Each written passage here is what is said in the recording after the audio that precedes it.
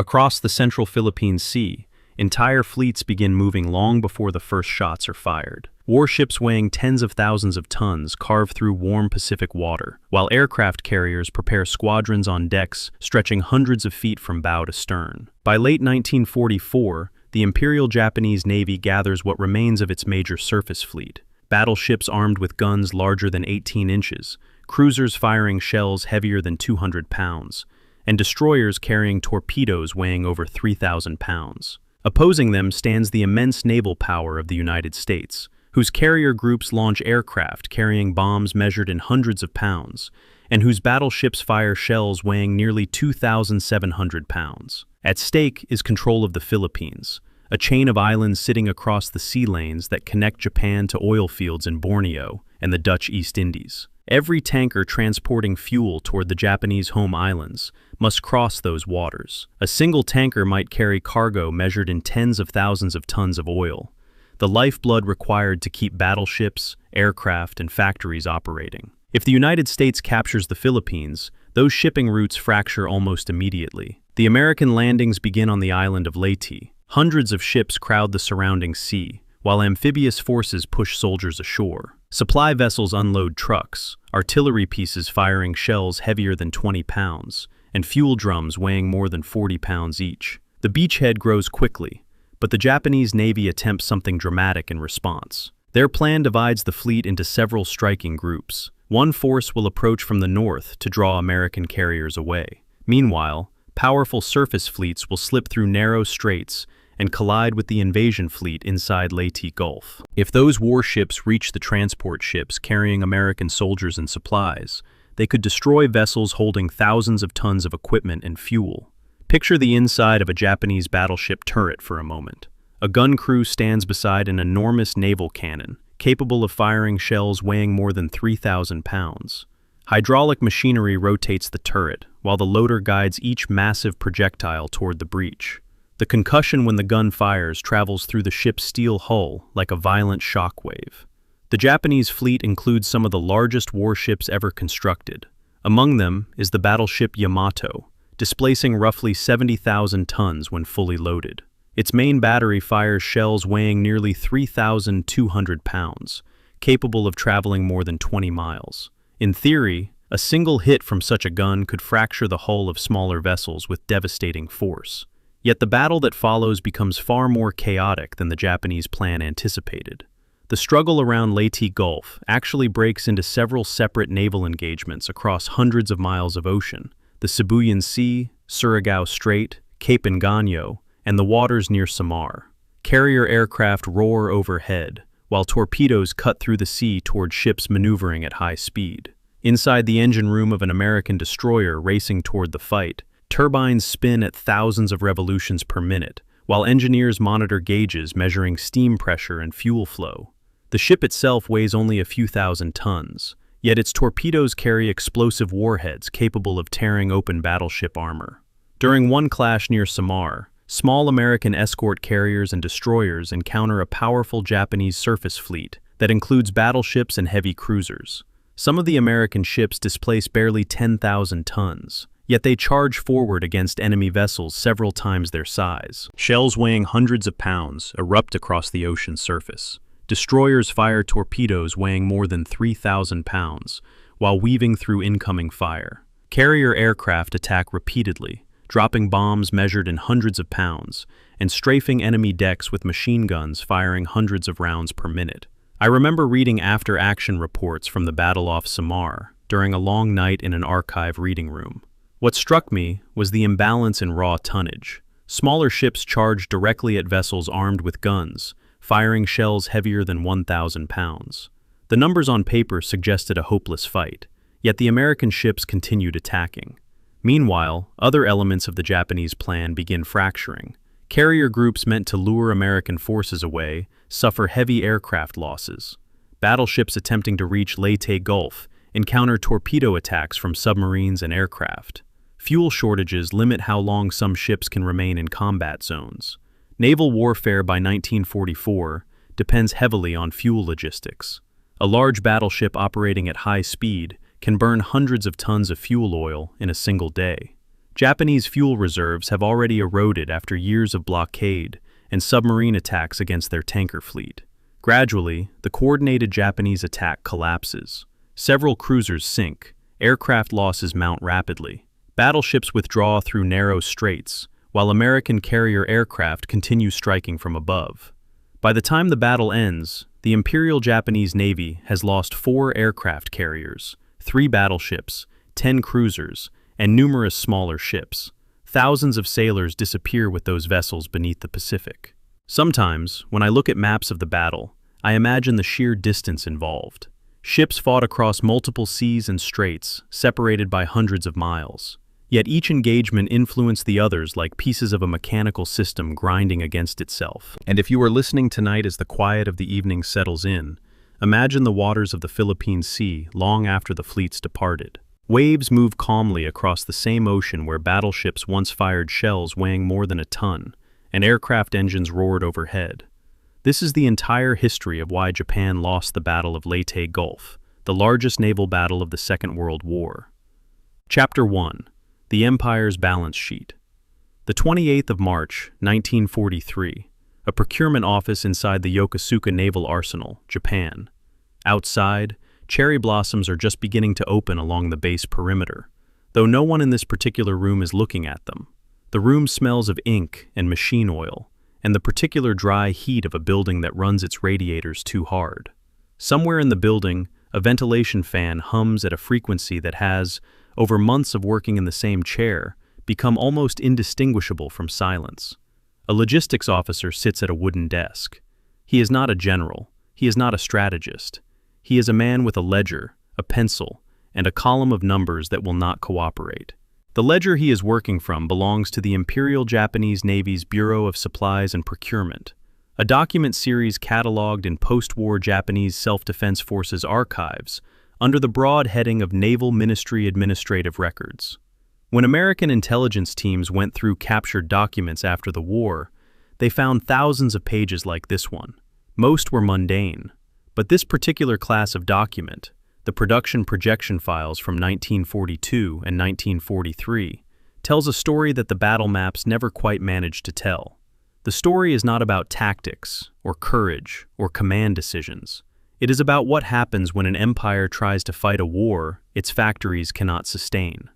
When I first encountered these production figures, translated in the United States Strategic Bombing Survey's economic appendices, I found myself spending a long time simply sitting with the numbers.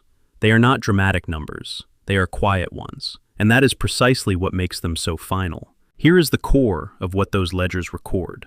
Japan's entire steel output available for naval construction in 1943, after army allocations, civilian infrastructure needs, and the grinding requirements of ongoing ground campaigns in China, sat at somewhere between 3.8 and 7.8 million metric tons, depending on which post-war accounting you trust. That discrepancy alone is telling. Even the historians can't agree on how much steel Japan had, which suggests the Japanese government itself may not have had a clear picture. At the same time, across the Pacific, American shipyards had already shifted into a production mode that Japan's planners had specifically hoped to outrun in the opening 18 months of the war. They hadn't. By 1943, American yards were delivering fleet carriers, light carriers, and escort carriers at a pace that Japan's entire industrial base, operating at maximum theoretical capacity, could not have matched in a generation. The imbalance wasn't a gap, it was a chasm. Between January of 1943 and October of 1944, the 22 months leading directly to the Battle of Leyte Gulf, American shipyards delivered 17 fleet and light carriers to the Pacific Fleet. Japan, in that same period, commissioned 2. Let that ratio settle for a moment. 17 to 2. And the American carriers being built were Essex-class vessels, each displacing approximately 27,000 tons at standard load. Constructed using modular assembly methods pioneered at Newport News Shipbuilding in Virginia, where hull sections were fabricated in inland facilities and transported to the yard for final assembly. This reduced average build time from around 32 months, as it had been for the old Yorktown, commissioned in 1937, to approximately 14 months for Essex herself. Japan had no equivalent process. Its largest wartime carrier project, the Shinano, required 3 years just to convert from a battleship hull, and was sunk by an American submarine 4 days after commissioning, having never operated aircraft in combat. 4 days. That is not a military misfortune. That is an engineering tragedy. I want to be careful here not to make this sound like a foregone conclusion, because the people living through it in 1943 did not experience it as foregone. They experienced it as pressure, as shortage, as the constant friction of fighting a war with slightly less of everything than the previous month. The Japanese economy was not collapsing dramatically. It was draining. A memo from the Imperial General Headquarters Economic Planning Section, referenced in Saburo Ienaga's post-war history of the Pacific conflict, estimated as early as 1938 that Japan could sustain full naval operations for no more than 3 years before oil and material reserves reached critical thresholds. 1938. The war in the Pacific began in December 1941. The math was already written before the first torpedo hit Pearl Harbor. What strikes me most deeply about this, and I have turned it over many times, is that it was not a secret. The planners knew. The ledger officers knew. The ventilation fan hummed on regardless. The American side of this ledger is, in its own way, staggering. Following President Roosevelt's War Production Board directives of early 1942, American industrial mobilization achieved something that has perhaps never been fully absorbed into the popular understanding of the Pacific War. By 1944, the United States was producing not just ships, but the entire logistical ecosystem that sustains ships at sea. The construction battalions, the Seabees, transformed Ulithi Atoll, a barely charted cluster of coral and sand in the western Pacific, into a forward supply base capable of simultaneously servicing more than 700 warships. A logistics officer's diary, quoted in post-war naval historical accounts, described watching the harbor at Ulithi fill like a bathtub being turned on. The phrase is almost too casual for what it describes. It describes the material foundation of an empire's defeat. There is a specific number from the American logistics operation that I keep returning to when I think about this chapter, because it captures something that no battle description quite manages to convey. Task Group 30.8, the 3rd Fleet's dedicated logistics train operating from Ulithi, maintained no fewer than 9 fleet oilers in continuous rotation at any given moment during the Leyte Gulf operation. 9 oilers. Just for refueling. The American carrier task forces were being refueled, on average, every 3 to 5 days at sea, meaning their operational decisions were never, not once, constrained by fuel. They could go where the battle required. This is not a tactical detail. It is a structural one. The difference between a fleet that can go where the battle is and a fleet that must go where the fuel is, that difference is what Leyte Gulf, at its deepest level, is actually about. The Japanese fleet, by contrast, had been forced by fuel shortages to base its center of gravity not at Japan's home ports, but at Lingga Roads, near Singapore, and at Brunei on the northern coast of Borneo, close to the oil fields themselves, because the ships could not afford the fuel to travel back and forth between Japan and the southern resource zone. Vice Admiral Takeo Kurita, who would command Japan's most powerful surface force at Leyte Gulf, acknowledged this directly in post-war testimony to the United States Strategic Bombing Survey. He said, and the translation is preserved in interrogation record number 47, "If you seize the Philippines, it would cut off all fuel supply to the empire." He was not speaking in hypotheticals. He was describing the situation as it already existed. The fleet was already a geographic prisoner of its own supply lines. What the ledger in that Yokosuka office was recording, in its dry, penciled columns, was the arithmetic of a war that had been industrially settled before it was militarily fought.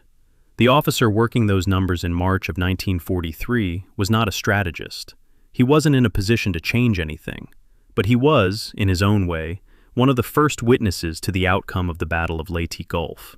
He just didn't know that's what he was looking at.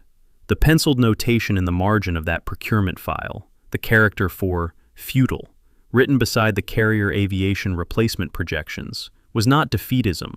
It was arithmetic. And arithmetic, in the end, is patient. It waits.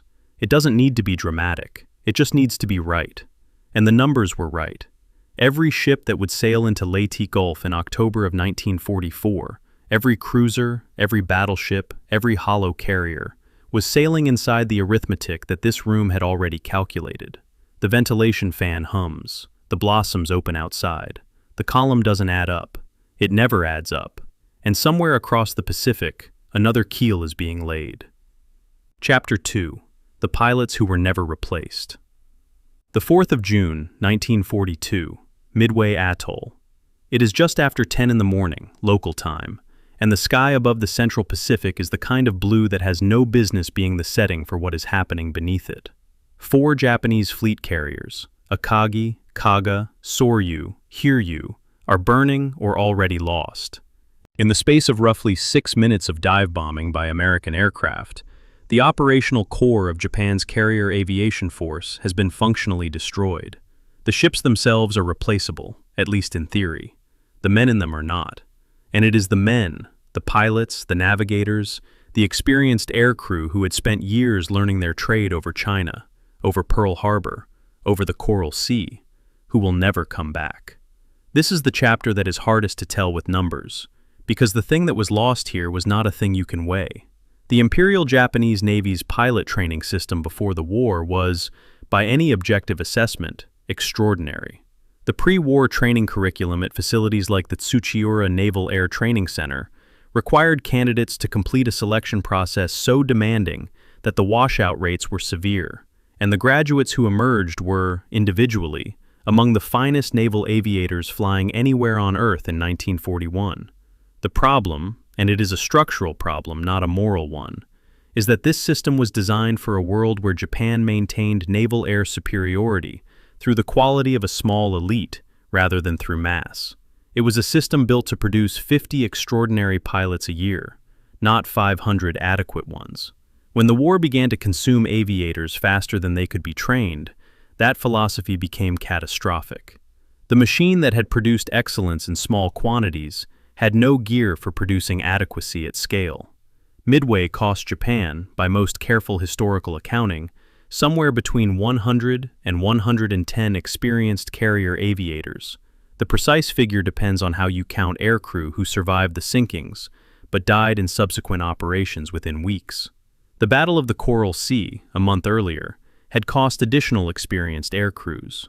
The grinding 6-month Guadalcanal campaign, running from August of 1942 through February of 1943, consumed an estimated 900 additional Japanese naval aircraft and their crews, not in a single catastrophic engagement, but in daily attrition against American land-based aviation that wore down the experienced core of IJN carrier aviation like sandpaper on wood. Slowly, continuously, without drama. The official Japanese naval records for this period, as reflected in translated excerpts from the Combined Fleet War Diary, contain an entry from a staff officer that is almost unbearably understated. He writes of the Guadalcanal losses, "We are spending our inheritance." He offers no further comment. He didn't need to. The response to this hemorrhage was to accelerate and compress pilot training. In 1942 and 1943, the IJN reduced its standard pilot training curriculum in ways that the post-war record documents, but that historians have argued about in terms of precise hours.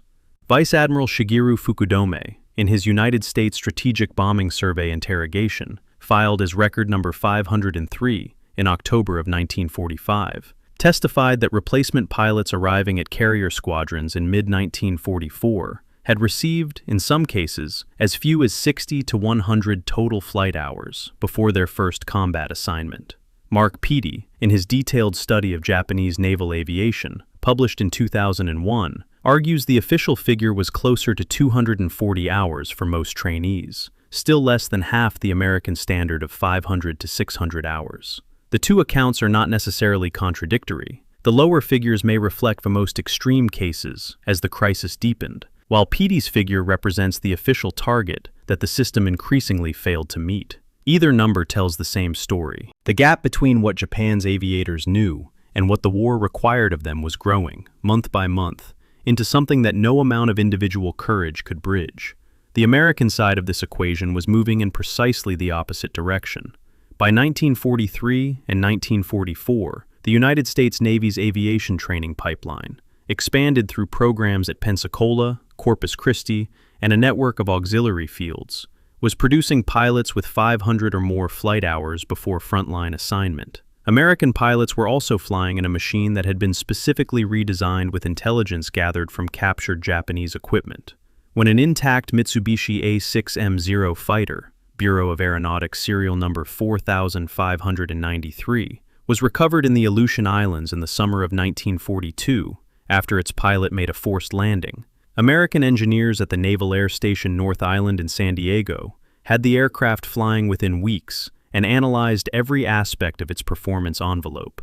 The Grumman F-6F Hellcat, which entered combat in 1943, was not accidentally superior to the Zero. Its 2,000 horsepower Pratt & Whitney R2800 engine, its reinforced self-sealing fuel tanks, its pilot armor, its ability to dive at speeds the Zero's airframe could not safely sustain. These were designed responses to specific, documented Japanese capabilities. The Americans weren't just training better pilots. They were building better tools, informed by direct study of the enemy's best. When I was cross-referencing the American after-action reports from the Battle of the Philippine Sea in June of 1944, with the Japanese pilot training records available through the Senshi Sosho, Japan's official post-war military history series, I kept coming back to one data point that the popular accounts tend to pass over quickly. Lieutenant Commander Alex Frachu of Fighting Squadron 15 shot down 6 Japanese aircraft during the second day's air battle in approximately 8 minutes. In his after-action report, preserved in the Naval Aviation Records at the National Archives, he noted that the Japanese pilots flew straight and level on their attack runs. Straight and level. A trained fighter pilot doesn't fly straight and level under fire. The evasive maneuver is instinctive, drilled, automatic. The fact that Japanese pilots were flying straight and level in combat tells you everything about the 900 hours they didn't have. It is a detail that is easy to read past, and I think it is one of the most precise single indicators of systemic collapse in the entire archive. The Battle of the Philippine Sea, fought on the 19th and 20th of June 1944, over the waters west of the Mariana Islands, destroyed what remained of Japan's carrier aviation as a functional strategic weapon. American fighters and anti-aircraft guns shot down approximately 600 Japanese aircraft over 2 days, losing 123 of their own. An American pilot from the carrier Lexington, quoted in several post-war accounts of the battle, described the Japanese attack waves as resembling an old-time turkey shoot. The phrase stuck and became the battle's nickname. What it captured, however informally, was the profound skill disparity that had opened up between the two sides. Japan lost approximately 400 carrier-based aircraft and their crews in those 2 days. It lost 2 fleet carriers and a light carrier to submarines and air attack. But the number that mattered most was the one that couldn't be counted precisely, the number of experienced pilots who were gone, not just the ones shot down over the Philippine Sea, but the accumulated total across 3 years of a war that had consumed them faster than the training schools could produce replacements. To me, the most telling document in this chapter's archive isn't a battle report at all. It's the pre-battle inventory of Ozawa's Northern Force carriers as they assembled for the Leyte Gulf operation in October of 1944. 4 carriers, 116 aircraft between them, perhaps 80 pilots qualified for combat operations. 4 carriers that, 4 years earlier, had operated nearly 300 aircraft between them, with crews that were among the most capable in the world. The same hulls, the same engines, the same flight decks. But the men who had made those decks dangerous were gone, replaced by men who had learned to fly in 6 months, in a system that required 2 years to do the job properly. Ozawa knew this. He designed his force's role in Sho-One accordingly, not to fight, but to be seen, not to win, but to draw the Americans north and away from what mattered.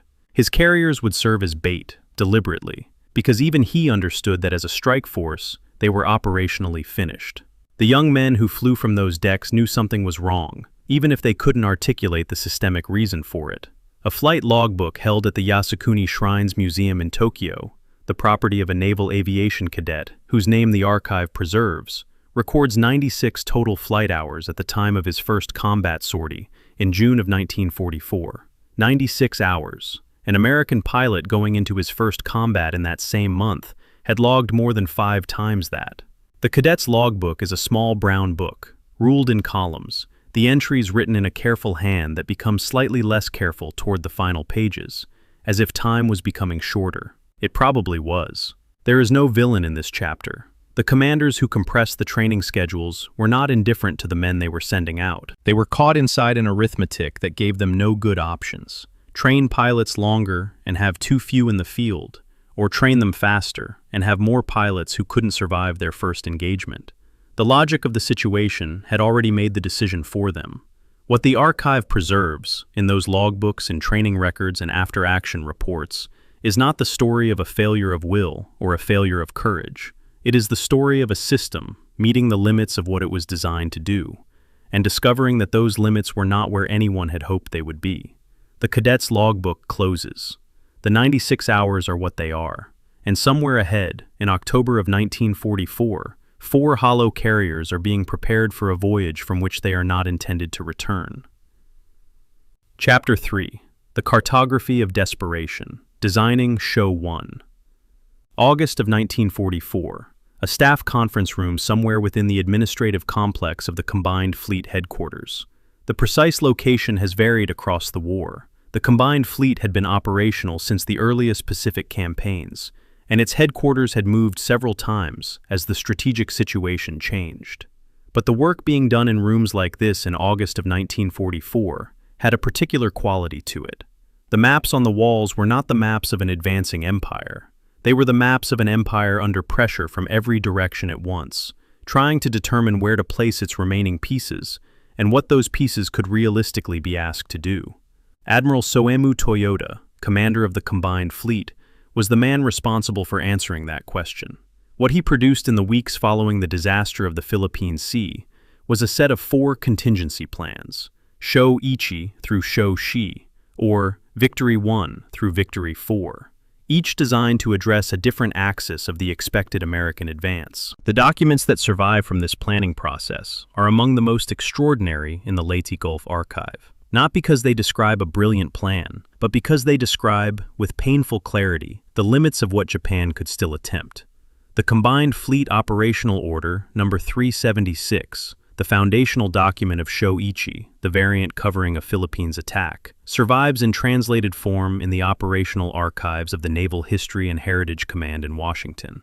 When American translators worked through it in the weeks after the battle, one of them left a penciled annotation on page 7 of the document, beside the section describing the plan's assumption that American carrier forces could be drawn away from the San Bernardino Strait by a decoy force.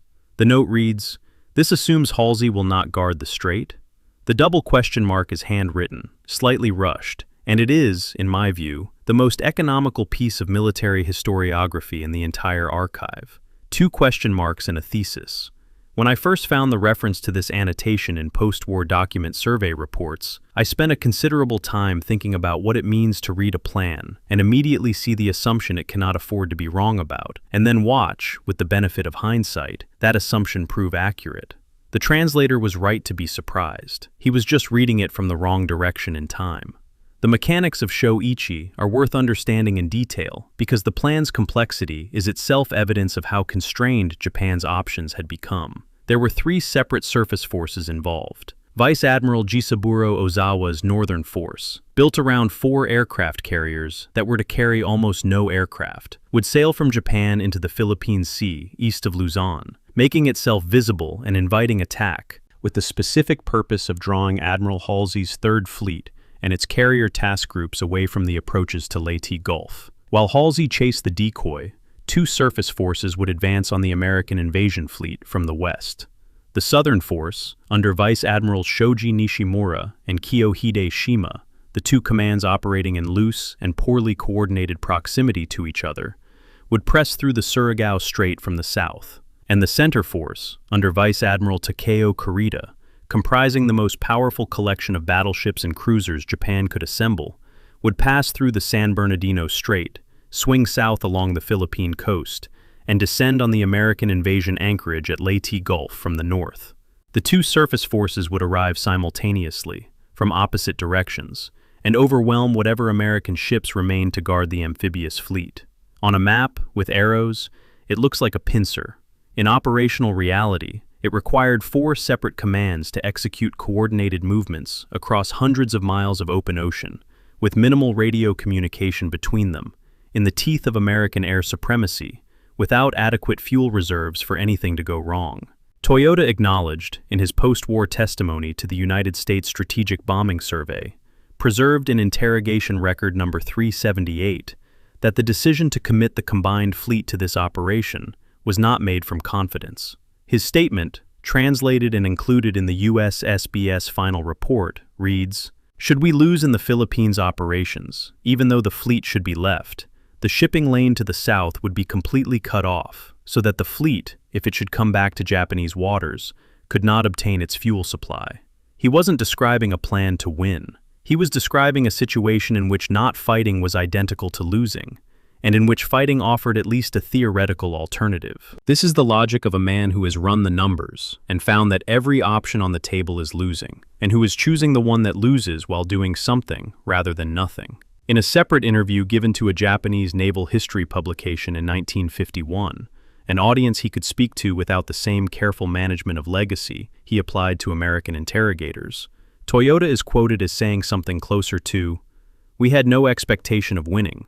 We had an expectation of dying well."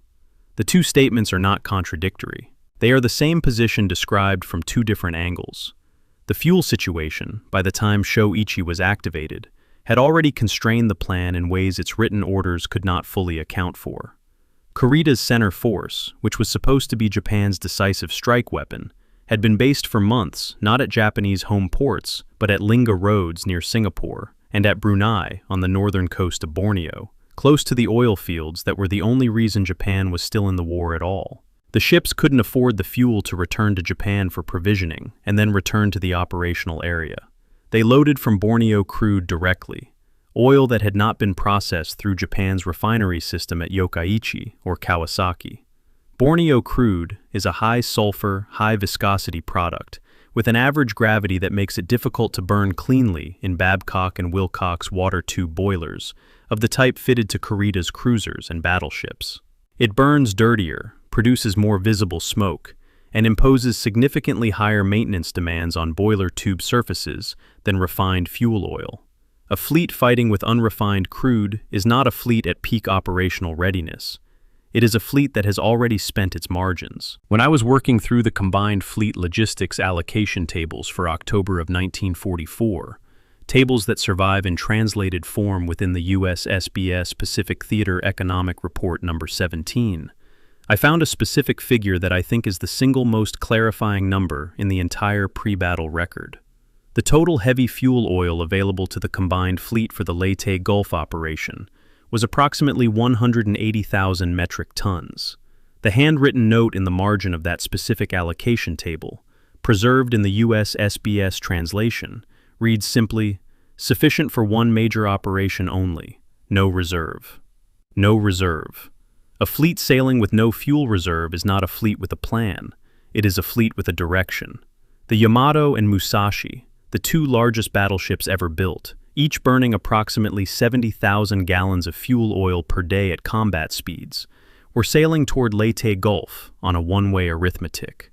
Whether the men aboard them fully understood this is a question the record doesn't clearly answer. The plan's most dangerous structural flaw was one that the operational order never addressed, because acknowledging it would have been equivalent to admitting the plan's conditional nature openly. Sho-Ichi had no contingency for what happened if Halsey did not take the bait. Ozawa's decoy function was not one element of the plan among several.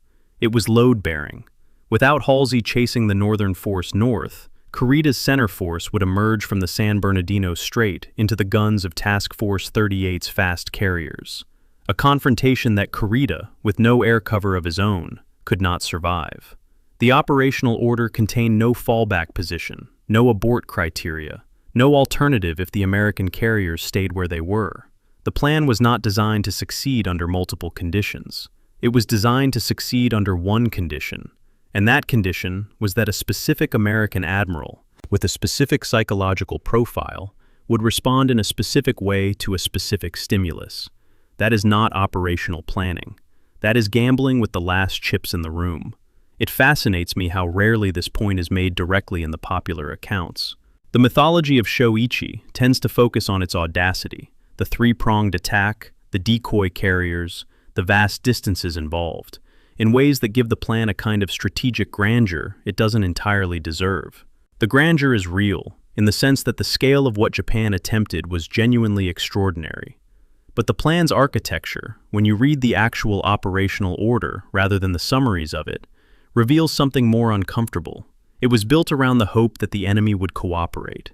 Japan's last great naval operation was designed not to defeat the Americans through superior force or superior positioning, but to exploit a specific flaw in American command structure, the divided authority between Halsey's Third Fleet and Kinkaid's Seventh Fleet, that the Japanese intelligence services had correctly identified. That is not strength. That is a reading of the enemy's weakness, executed as a last resort. On the 18th of October, 1944, American reconnaissance aircraft were spotted over Leyte. Toyota transmitted the activation signal for Sho-Ichi at 17:35 Tokyo time. The signal, as translated in American signals intelligence intercepts, used the phrase that means Sho-Ichigo Hatsudo, Victory Plan 1, execute. The word execute in this context carries a particular finality in Japanese military usage that the English translation only partially captures.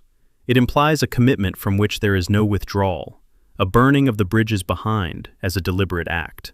The combined fleet's senior staff had used the same word, with the same weight, in planning sessions going back to the earliest months of the war, when they were planning offensive operations from a position of strength. Now they used it again, from the opposite position entirely. Same word, different mathematics. The signal goes out at 17:35. The ships begin to move. The plan, such as it is in motion. Chapter 4. The Atago goes down. Palawan Passage, October 23, 01:16 hours. The 23rd of October, 1944. The Palawan Passage, a deep-water channel running along the western coast of Palawan Island in the Philippines. The surface of the water is black and almost mirror still, with only the faint chop of a light southwesterly breeze to catch the starlight. The passage is not a place that appears prominently on tourist maps or in peacetime naval charts intended for commercial shipping. It is deep enough for capital ships, narrow enough to channel them, and in the operational geography of the Pacific War, it sits directly between Brunei, where Kurita's fleet had fueled, and the Sibuyan Sea, which was the route to the San Bernardino Strait, which was the route to Leyte Gulf. Everything that Sho-Ichi required of center force had to pass through here first. Two American submarines, USS Darter and USS Dace, were running in company on the surface when Darter's SJ surface search radar registered something at 30,000 yards, roughly 15 miles, bearing 320 degrees true. A lot of large blips, all moving. Commander David McClintock, commanding officer of Darter, made his first contact report to COMSUBSWPAC Pearl Harbor within minutes of the radar contact. The report was the first alert that the entire American command structure received of Kurita's fleet moving from Brunei toward the Philippines. McClintock's War Patrol Report Number 4, held in Record Group 38 at the National Archives in Washington, captures the next several hours in the laconic, factual style of submarine war patrol documentation. The entries track the position of the Japanese formation as Darter and Dace sprint on the surface at full power, racing ahead of the column in the darkness to establish a firing position. At some point during those hours, the log records the maneuver, but not the internal deliberation. McClintock made the decision to attack without waiting for explicit orders to do so. His standing mission was to track and report. His situational judgment was that the opportunity to strike was sufficient to justify expanding that mission. He was right. What strikes me about those 4 hours, reading the patrol report, is not the decision itself, which was sound, but the texture of the time before it. A submarine racing at surface speed, in darkness, toward the largest fleet Japan had assembled in a year, trusting that the radar blips ahead of it were worth the risk of what came next. The attack, when it came, was unusually precise. At 05:24 on the 23rd of October, Darter fired a spread of 6 Mark 18 electric torpedoes at the leading ship of Kurita's formation, the heavy cruiser Atago, which was also Kurita's flagship. The Mark 18 was an American adaptation of the captured German G7E battery-powered torpedo, developed and refined at the Naval Torpedo Station in Newport, Rhode Island. Unlike the older Mark 14 steam torpedo, which left a visible wake that could warn a target and prompt evasion, the Mark 18 ran on battery power and left almost no surface signature. It carried a 575-pound Torpex warhead, a compound approximately 1.5 times more powerful by weight than TNT. At least 4 of Darter's 6 torpedoes found Atago. 10 minutes later, using her stern tubes, Darter put 2 more hits into Atago's sister ship Takao. At 0556, USS Dace struck the 0556. USS Dace struck the heavy cruiser Maya with 4 torpedo hits. Atago and Maya both went down within minutes of each other, taking significant portions of their crews. Takao, severely damaged, turned back toward Brunei. What the formal records cannot quite capture is what happened to Vice Admiral Kurita himself in the minutes after Atago was struck. The flagship sank so rapidly, Atago went down in approximately 18 minutes, that Kurita and members of his staff were forced into the water. A man of 55 years old, the commander of Japan's most powerful surface force, swimming in the oil-dark water of the Palawan Passage while his fleet sailed around him. He was pulled from the water by the destroyer Kishinami and eventually transferred to the battleship Yamato, which would carry his flag for the remainder of the operation. The transfer is documented in Japanese post-war records. What is not documented, what the record cannot provide, is what those minutes in the water felt like to a commander who had just lost his flagship before his operation had properly begun, and who was now arriving at his new flagship, cold, wet, and without the communications equipment, operational charts, and coding materials that had gone down with Atago. Kurita arrived on Yamato's bridge, missing pieces of his command infrastructure. Nobody counted exactly which pieces. Nobody has fully calculated the cost. There is a conflict in the primary sources about whether Kurita received any warning of the submarine attack before it happened. Darter's War Patrol report notes that at least one of her surface contact transmissions was detected by a radio operator aboard Yamato, who brought it to the attention of the bridge. Kurita's own post-war testimony to the USSBS, interrogation record number 47, states that he received indistinct radio traffic, but could not identify it as a contact report, and took no anti-submarine action in response. Historian C. Van Woodward, writing in his 1947 account of the battle, argued that even if Kurita had identified the signals, the destroyer screen available to center force in the Palawan Passage was insufficient to effectively prosecute a submerged contact in deep water, making meaningful countermeasures practically impossible regardless of the warning. The two interpretations, command failure versus material impossibility, are not mutually exclusive. It is entirely possible that Kurita heard something, couldn't identify it, and lacked the tools to act on it even if he had. In a battle full of command decisions that get debated endlessly, this one might be the most forgivable. When I was working through the attack's timing against the broader operational sequence of Sho-Ichi, I found it striking how much of what went wrong for Japan in the subsequent 3 days traces back to the minutes between 0524 and 0600 on October the 23rd. Not because the submarine attack was decisive in the material sense. Center Force lost 2 cruisers and had a 3rd damaged, but it still had 4 battleships, 8 heavy cruisers, and a powerful destroyer screen. But because of what the attack did to the man at the top of the command structure. Kurita would spend the next 48 hours commanding from a ship that was not his flagship, using communication systems he had not planned around, with a staff that had been partially disrupted by the sinking. He would do this under continuous air attack, without sleep, without air cover, and with the weight of Sho-Ichi's requirements pressing on every decision. Whether any of this mattered to the outcome is something the historians have never settled, but it is the kind of compounding friction that changes the texture of command, even when it doesn't change the orders. Darter's story did not end cleanly. On the 24th of October, as the 2 submarines continued to shadow the damaged Takao, Darter ran hard aground on the Bombay Shoal. All efforts to free her failed. Her entire crew was taken aboard Dace, and multiple attempts to scuttle Darter, including torpedoes from Dace and later from USS Rock and USS Nautilus, and sustained deck gun fire, all failed to sink her. The Nautilus commander, after firing his 6-inch guns at the grounded submarine for an extended period, concluded in his patrol report that Darter's equipment was good only for scrap and departed. The Japanese, for their part, never bothered with the wreck. Darter sat on the Bombay Shoal for years after the war, a corroding reminder that, even in the cleanest victories, something always gets left behind on the reef. The contact reports that McClintock transmitted from Darter in the earliest hours of October the 23rd were, in their way, the first American shots fired in the Battle of Leyte Gulf. They were not torpedoes, they were information. They told Halsey's 3rd Fleet and Kincaid's 7th Fleet that Kurita was coming, that he had departed Brunei, that he was moving through the Palawan Passage, and that the Sho-One operation was now in motion. Everything that followed, the air attacks in the Sibuyan Sea, the battle at Surigao Strait, the catastrophic events off Samar, began in those radar blips at 30,000 yards in the dark, and in one submarine captain's decision to race ahead and not wait for someone else to act. The decision took 4 hours of hard running on the surface to execute. It lasted 4 days in its consequences. The passage is dark again now. The sea doesn't remember. The log does.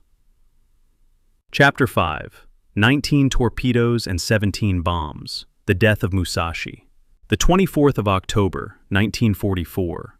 The Sibuyan Sea, the enclosed body of water at the heart of the Philippine archipelago, bounded by Luzon to the north, Samar and Leyte to the east, Panay to the south, and Mindoro to the west. It is a sea designed by geography to funnel anything moving east to west or west to east through a relatively confined channel. And that morning it is warm and clear, with scattered cumulus cloud at perhaps 4,000 feet, and visibility extending to the horizon in every direction. The visibility is relevant. Kurita's center force, now 30 ships strong after losing Atago and Maya and the retiring Takao, is entirely visible from above.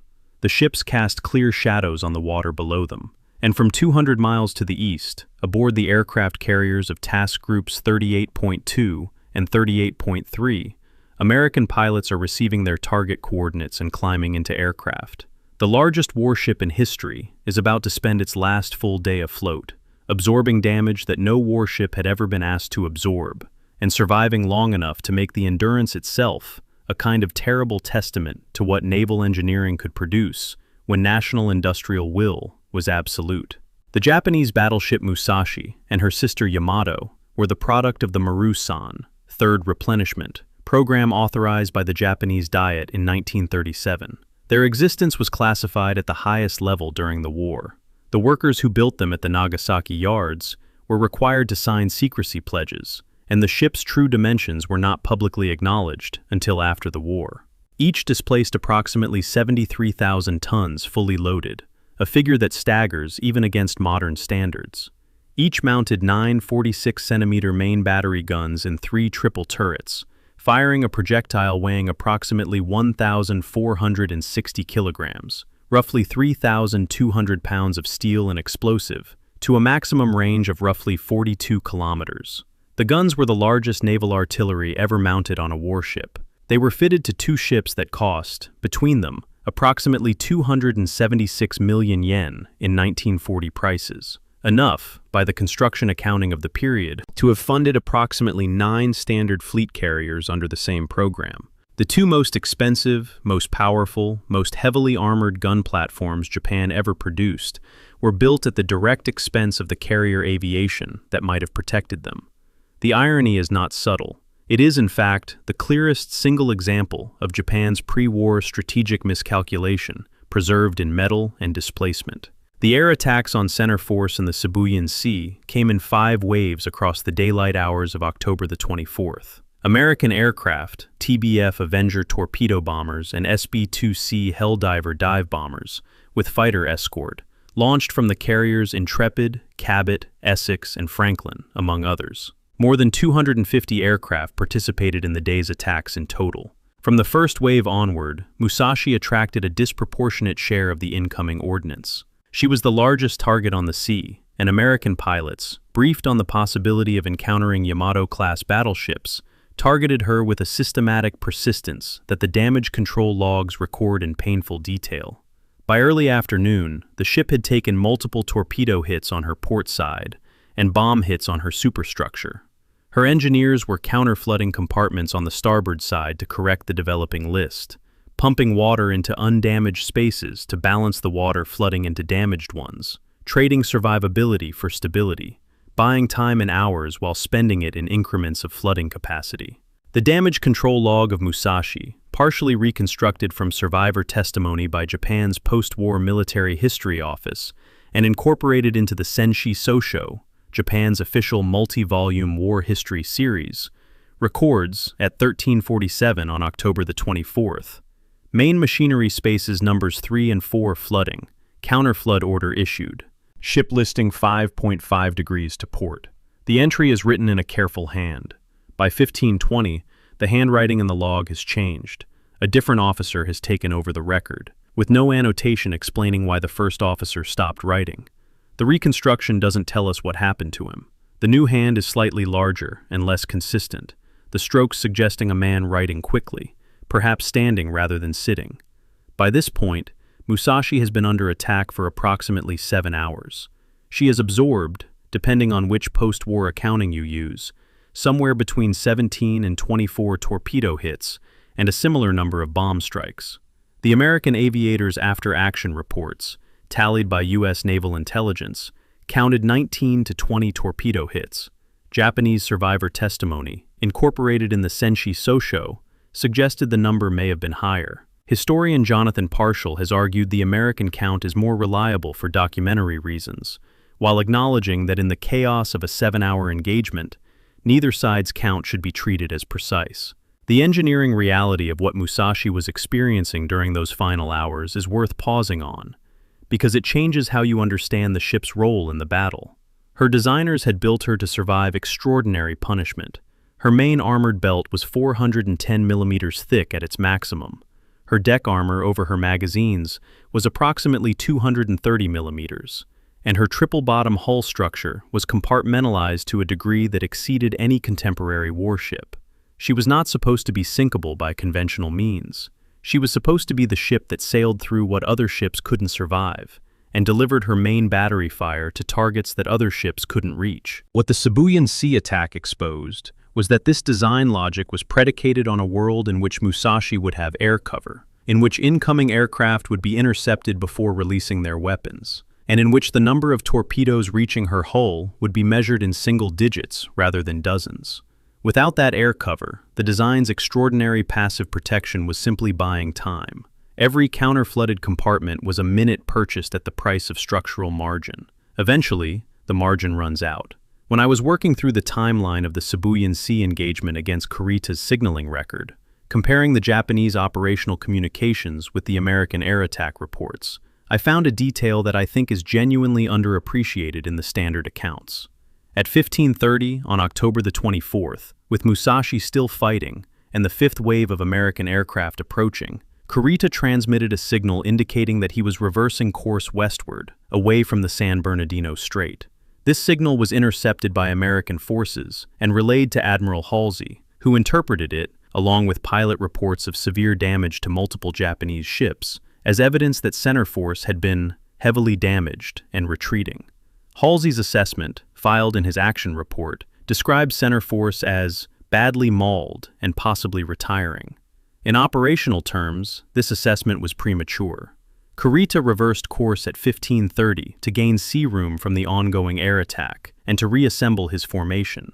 He reversed course again, heading east at 17:14, less than 2 hours later. He was never actually retreating, he was maneuvering, but the reversal signal, read by American intelligence as a withdrawal, fed directly into a set of assumptions about center force's status that would shape Halsey's decisions in the following hours, with consequences that no one on either side fully anticipated. Musashi capsized and sank at 1936 on the 24th of October, going down in approximately 1,145 meters of water in the Sibuyan Sea, where she remained undiscovered until Paul Allen's research expedition found her in March of 2015, 70 years after her sinking, lying on her side on the seafloor in 2 main sections. Of her crew of approximately 2,400 men, roughly half, around 1,023, were lost with the ship or in the water afterward.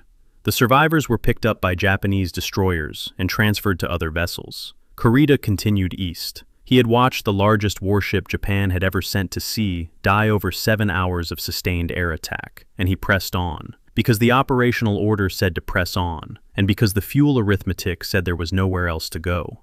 The Sibuyan Sea engagement proved something that everyone who understood air power had known since 1942, but that no one had previously had the opportunity to demonstrate at quite this scale. A battleship without air cover, in contested waters, against an enemy with numerical air supremacy, is not a weapon. It is a target.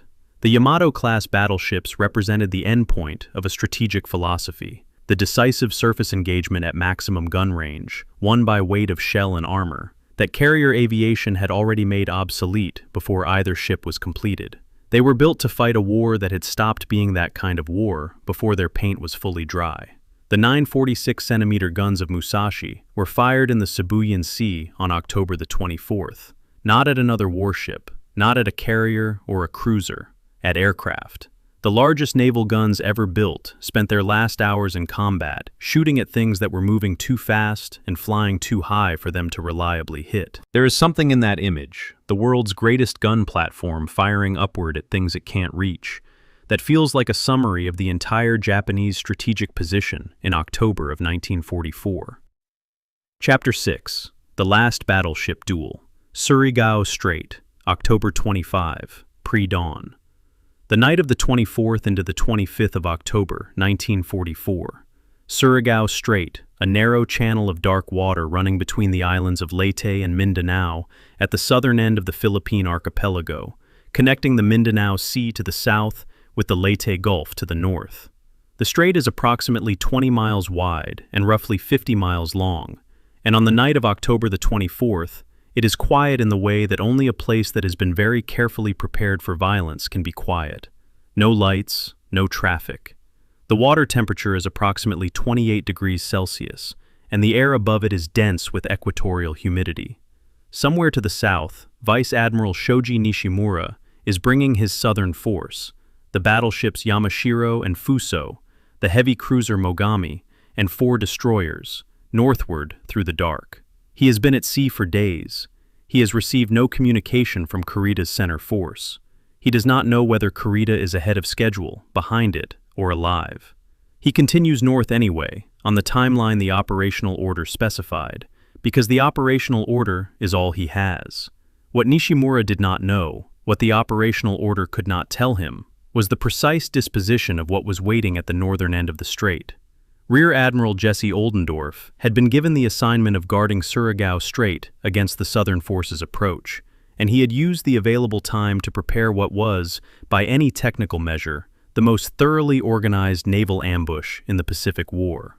6 old battleships, West Virginia, Maryland, Mississippi, Tennessee, California, and Pennsylvania, were positioned in a line across the northern end of the strait, forming what naval doctrine calls capping the T, their broadsides aimed at the approaching Japanese column, each ship able to fire all its main battery guns at the enemy simultaneously, while the approaching Japanese ships could only bring their forward turrets to bear. Below the battleship line, 2 parallel columns of cruisers lined the strait's eastern and western sides. In the dark water leading south from the main battle line, 39 PT boats and 28 destroyers waited in concentric screening positions, each assigned specific attack zones. It was a defense in depth. It was also a killing ground.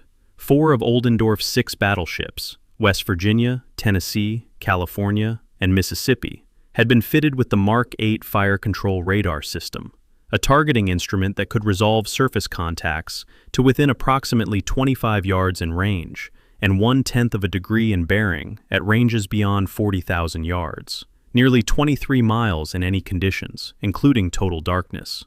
The Mark 8 fed its data directly to the Ford Rangekeeper Mark 8 fire control computer, a mechanical analog calculating machine roughly the size of a large wardrobe, which continuously processed ballistic solutions accounting for ship motion, target motion, wind, barrel wear, and the rotation of the Earth. The system didn't require visibility. It didn't require starlight or flares or the naked eye. It required only a radar return and a steady platform. Nishimura's ships had no equivalent capability. They would fight by optical fire control, aiming by what they could see, which in the dark of Surigao Strait at 0300 hours was very nearly nothing at all. USS West Virginia, once sunk at Pearl Harbor, raised, repaired, and modernized to a standard superior to her original configuration. Opened fire at 0352 on the 25th of October. Range, 22,800 yards, roughly 13 miles, total darkness. Her target, the battleship Yamashiro, was invisible to every human eye on West Virginia's bridge. The targeting solution was entirely radar-derived, entirely computed, entirely the product of the fire control system that her Pearl Harbor modernization had installed. She fired 93 16-inch shells during the engagement. Tennessee and California, fellow Pearl Harbor survivors, also engaged with radar-directed main battery fire. The disparity between the two sides' targeting capabilities was so absolute that it transformed what might nominally be called a battleship duel into something closer to a precision engineering exercise, conducted against an opponent firing blindly in the direction of muzzle flashes it could barely discern at that range. Yamashiro returned fire. Her shells fell around the American line. None hit. Yamashiro sank at approximately 0419 on October the 25th. Vice Admiral Nishimura went down with her. The battleship Fuso had already been destroyed earlier in the night by destroyer torpedo attacks in the southern part of the strait. The heavy cruiser Mogami was heavily damaged and burning. Of the original southern force that had entered the strait, almost nothing functional remained. Sometime after Yamashiro sank, Vice Admiral Kiyohide Shima, commanding the separate 2nd Striking Force that had been following Nishimura's column at a distance, arrived in the strait and surveyed what was ahead of him. His flagship Nachi collided with the retiring, damaged Mogami in the dark, a brief, grinding impact that added further damage to the cruiser and threw the bridge personnel of both ships. Shima observed the scale of the destruction in the water ahead, assessed the situation without authorization, and ordered his force to reverse course and withdraw south. He was criticized for this decision for the remainder of his life. What he had seen, in fairness, was the complete destruction of the force he had been following. Whether pressing north into the same killing ground would have changed anything except the casualty count on his own ships is a question the record doesn't answer with any clarity. What I find most striking about Surigao Strait, and I've turned this over many times in the context of the wider battle, is not the American tactical efficiency, which was exceptional, but the structural loneliness of Nishimura's approach. He was advancing into an ambush he couldn't see, on a timeline he had no reason to doubt, in support of a plan whose other elements he had no visibility into. He had no way to know whether Kurita's center force was still moving east, whether it had been destroyed in the Sibuyan Sea, or whether Halsey had taken the bait and left the San Bernardino Strait unguarded. He was operating, effectively, in an information void, sustained only by the assumption that the operational orders coordination scheme was proceeding as written. It wasn't. Kurita had reversed course twice in the Sibuyan Sea. The coordination that Sho-Ichi required was already unraveling before Nishimura entered the strait. But Nishimura didn't know that. He kept the schedule. 3 of the battleships firing across the northern end of Surigao Strait, West Virginia, California, Tennessee, had been sunk or severely damaged at Pearl Harbor on the 7th of December, 1941. They had been raised from the mud of Battleship Row, repaired at Navy yards on the West Coast, and modernized to a standard significantly above their pre-war configuration. The modernization that accompanied their repair included the fire control radar systems that made them effective in the dark. Pearl Harbor had, in a specific technical sense, made them better ships than they had been before they were sunk. And on this October night, 3 years and 10 months after Pearl Harbor, they were firing across the same dark water at the same enemy who had sunk them. And this time, in the dark, the radar-guided shells were finding their targets, and the enemy's optically aimed shells were not. The accounting had a long memory. West Virginia, Tennessee, California. Fired on the 7th of December, 1941. Firing back on the 25th of October, 1944. The strait goes quiet after 0419. The radar screens still paint their contacts, but the contacts are slowing, drifting, going cold. The water is dark again. The guns cool. Surigao Strait, which has just hosted the last battleship duel in the history of naval warfare, settles back into the same particular tropical silence it had at the beginning of the night, as though nothing happened. The logs know differently. Chapter 7. The Empty Sea, San Bernardino Strait, Midnight. The 24th of October, 1944, somewhere past 2200 hours, local time, aboard USS Wasatch, the 7th Fleet command ship anchored off the invasion beaches at Leyte Gulf. The ship is not quiet. Command ships are never quiet during an active operation. But the particular quality of the noise has changed from the controlled urgency of the day to something more fragmented, more watchful. The communication spaces are occupied by watch officers and radio operators, managing a flow of traffic that has been, for several hours, conspicuously incomplete. There are messages from the Japanese Southern Force, tracked, plotted, understood. There are damage reports from the Sibuyan Sea engagement, pilot reports describing Japanese battleships burning or reversing course. And then there is the matter of the San Bernardino Strait, which lies roughly 200 miles to the north of this anchorage, which is the northern gate to Leyte Gulf, and about which the 7th Fleet's communications log has been recording, in increasingly terse language, a disturbing absence of information. The ventilation fans run, the radio operators adjust their headsets. The log fills with queries that have not been answered. The 7th Fleet's communications log for the night of October the 24th into the 25th, preserved in Record Group 313 at the National Archives, in the box designated for 7th Fleet operational files, contains a sequence of entries that, read together, tell a story that no single entry announces explicitly. At just past midnight, a watch officer records, "No traffic from Com 3rd WLT, San Bernardino Strait status unknown." The entry is initialed. At approximately 0047, a query to 3rd Fleet on San Bernardino coverage is noted as not yet answered. At 0238, after 90 minutes of silence on the subject, still no answer. These entries were written by a man doing his job, recording what was happening, presumably without the full understanding of what that silence meant.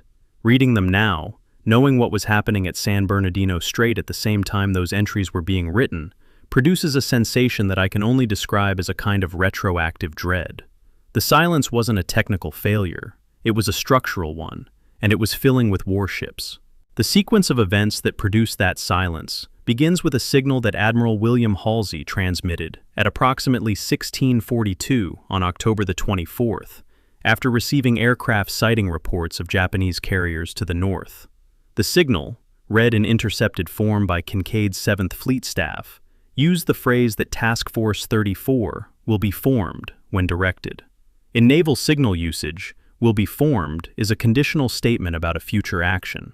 It describes an intent. Kincaid's staff read it as a declarative statement about a present fact, that Task Force 34, the battle line of fast battleships, had been or was being formed and positioned to guard San Bernardino Strait.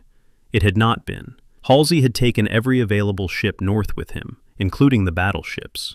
The distinction between will be formed and has been formed is a matter of verb tense. In this case, it is a matter of approximately 4,000 American casualties, and the closest thing to a genuine catastrophe that the United States Navy experienced in the Pacific after Pearl Harbor.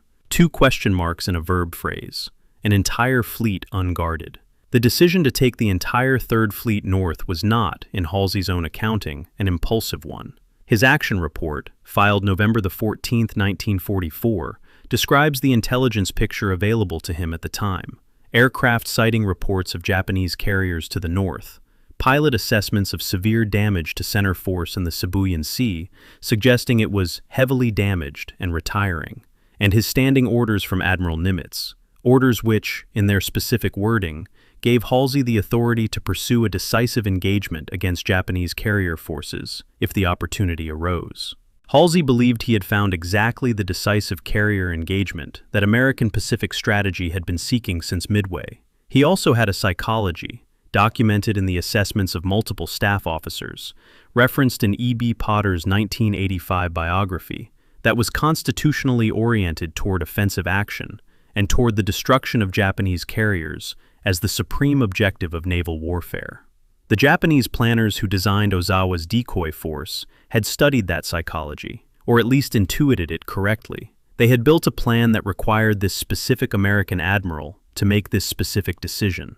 He made it. The double question mark in the translator's margin annotation was, in the end, an unnecessary question. What Halsey did not know, what no one in the American command structure knew with certainty on the night of October the 24th, was that Kurita's center force had reversed course in the Sibuyan Sea, not as a retreat, but as a tactical maneuver to avoid ongoing air attack, and had turned east again at 1714, heading for San Bernardino Strait. The pilot reports that describe center force as retiring were based on observations made before the second reversal. By the time Halsey's fleet was heading north at approximately 24 knots toward Ozawa's carriers, Kurita's battered but still powerful force was also moving at speed, heading in the opposite direction, toward an unguarded strait. The two fleets were sailing away from each other through the Philippine night, each unaware of the other's precise movements, each operating on an incomplete picture of the battle space. The American command structure's two halves had, in the space of a few hours and a misread signal, produced a gap in the defensive line, through which the most powerful Japanese surface force of the entire war was about to pass without firing a shot. The San Bernardino Strait is approximately 12.5 miles wide at its navigable channel. A force of fast battleships and cruisers positioned there would have occupied a fighting front sufficient to contest any surface passage. Kurita's center force cleared the strait at approximately midnight on October the 24th into the 25th, emerging into the Philippine Sea on the eastern side with 4 battleships, Yamato, Nagato, Kongo, and Haruna, 6 heavy cruisers, 2 light cruisers, and 11 destroyers. A handful of American PT boats briefly tracked the column in the dark and sent contact reports, but the reports took time to travel through relay stations to Kinkaid's flagship, and the PT boats themselves were too lightly armed to do more than observe. No American surface warship or aircraft contested the passage. The largest Japanese surface force to enter the Philippine Sea in months sailed through an unguarded gate and turned south, toward Leyte Gulf, and toward the unprotected escort carriers of task units 77.4.1, 2, and 3, the groups known by their radio call signs as Taffy 1, Taffy 2, and Taffy 3, who had no idea it was coming. The communications architecture that made this possible is worth examining in technical terms, because the failure wasn't personal, it was structural, and it was built into the command arrangement from the beginning. Halsey's Third Fleet reported to Admiral Nimitz at CINCPAC in Pearl Harbor. Kinkaid's Seventh Fleet reported to General MacArthur at Southwest Pacific Area Headquarters. The two fleets were not in the same chain of command. Their primary tactical radio circuits used different frequencies. Halsey's TBS, the talk between ships UHF circuit used for immediate tactical communication, was a line-of-sight transmission system effective to approximately 20 to 30 nautical miles, meaning that Kinkaid's flagship, 300 miles south, could not receive Halsey's tactical traffic at all. Long-range encrypted HF signals had to be routed through relay stations at Manus Island or Pearl Harbor, introducing delays that could run from 15 minutes to over 2 hours, depending on traffic load and atmospheric conditions. In a battle where critical situations were developing in minutes, a 2-hour communication delay was not an inconvenience. It was an operational void. The two fleets were, in a specific technical sense, fighting in the same ocean and in different information environments simultaneously. When I was cross-referencing the timing of Kinkaid's unanswered queries with Halsey's signal log from the same hours, something became clear to me, that the popular accounts of this night tend to soft pedal. Kinkaid had the means to confirm the San Bernardino situation independently and chose not to. He could have dispatched reconnaissance aircraft to verify the strait's status. He could have sent a surface patrol. He could, at minimum, have continued pressing his queries until he received a confirmed answer rather than an absence of one. His after-action report, filed in November of 1944, is notable for the surgical neutrality of its language on this specific point. It describes the communications gap without explicitly assigning responsibility for his own assumption that the strait was covered. Rear Admiral Thomas Cutler, writing in his 1994 Naval Institute study of the battle, was more direct, arguing that Kinkaid's failure to verify what he had assumed constituted an error of operational judgment comparable in seriousness to Halsey's command decision. The Board of Investigation convened by Nimitz in December of 1944, classified until 1994, concluded the same thing in more formal language.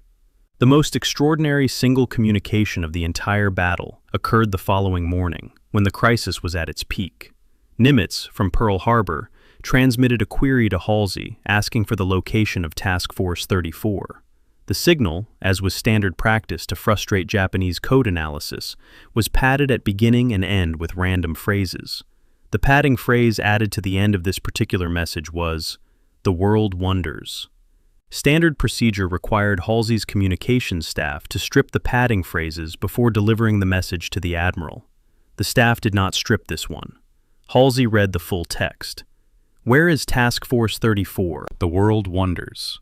He interpreted "the world wonders" as a personal rebuke from Nimitz, a public humiliation broadcast on a channel that other senior officers could potentially intercept. Multiple accounts from Halsey's staff, compiled in post-war oral histories, describe him as being overcome with anger, reportedly throwing his cap to the deck, and being effectively non-functional for approximately 30 minutes at the critical moment when he needed to decide whether to turn his fleet south. The random phrase that was never intended to be read as content may have delayed the decision to reverse course by half an hour or more. Nimitz sent a query, the padding stayed in, and 30 minutes disappeared into the worst possible silence. The contact reports from the PT boats trailing Kurita's fleet in the dark east of San Bernardino Strait began reaching Kincaid's flagship in the early hours of October the 25th. Each report added detail to a picture that was becoming, in increments, terrifying. A large Japanese surface force, battleships, moving south along the Samar coast, heading toward the escort carriers. The watch officers in the communications spaces of Wasatch were doing their jobs, logging each report, updating the plot. But knowing something is coming and having something adequate to stop it are entirely different categories of knowledge. And at that hour, in Leyte Gulf, there was nothing adequate. What was there? The escort carriers of Taffy Three, their screen of destroyers and destroyer escorts, their aircraft loaded for anti-submarine work rather than ship attack, would have to do. The log fills. The contacts move south. The distance closes. The fan hums on. Chapter 8. Taffy Three, the most outmatched fight in naval history. 06:47 in the morning, the 25th of October, 1944, roughly 65 nautical miles east of the island of Samar in the Philippine Sea. The escort carriers of Task Unit 77.4.3, 6 small, slow, lightly built vessels, operating under the radio call sign Taffy Three, are conducting routine morning operations, anti-submarine patrols, routine air searches, the ordinary administrative work of a carrier task unit that has no expectation of surface engagement, because surface engagement is not what escort carriers do, and because everyone has assumed, without checking, that Admiral Halsey's battleships are somewhere between here and the San Bernardino Strait, making surface engagement something that could not happen. At 06:44, lookouts on the northernmost carrier see the unmistakable silhouette of pagoda-style masts on the northern horizon. Japanese capital ships, then shell splashes, colored dye markers. The Japanese fleet used dye-colored shells to help spotters distinguish their own splashes from others during fleet engagements, begin rising from the sea around the carriers, tall columns of blue and green and red water in the early morning light. For several minutes, the officers on Taffy Three's bridges convince themselves there has been a mistake. The splashes must be American. No Japanese fleet should be here.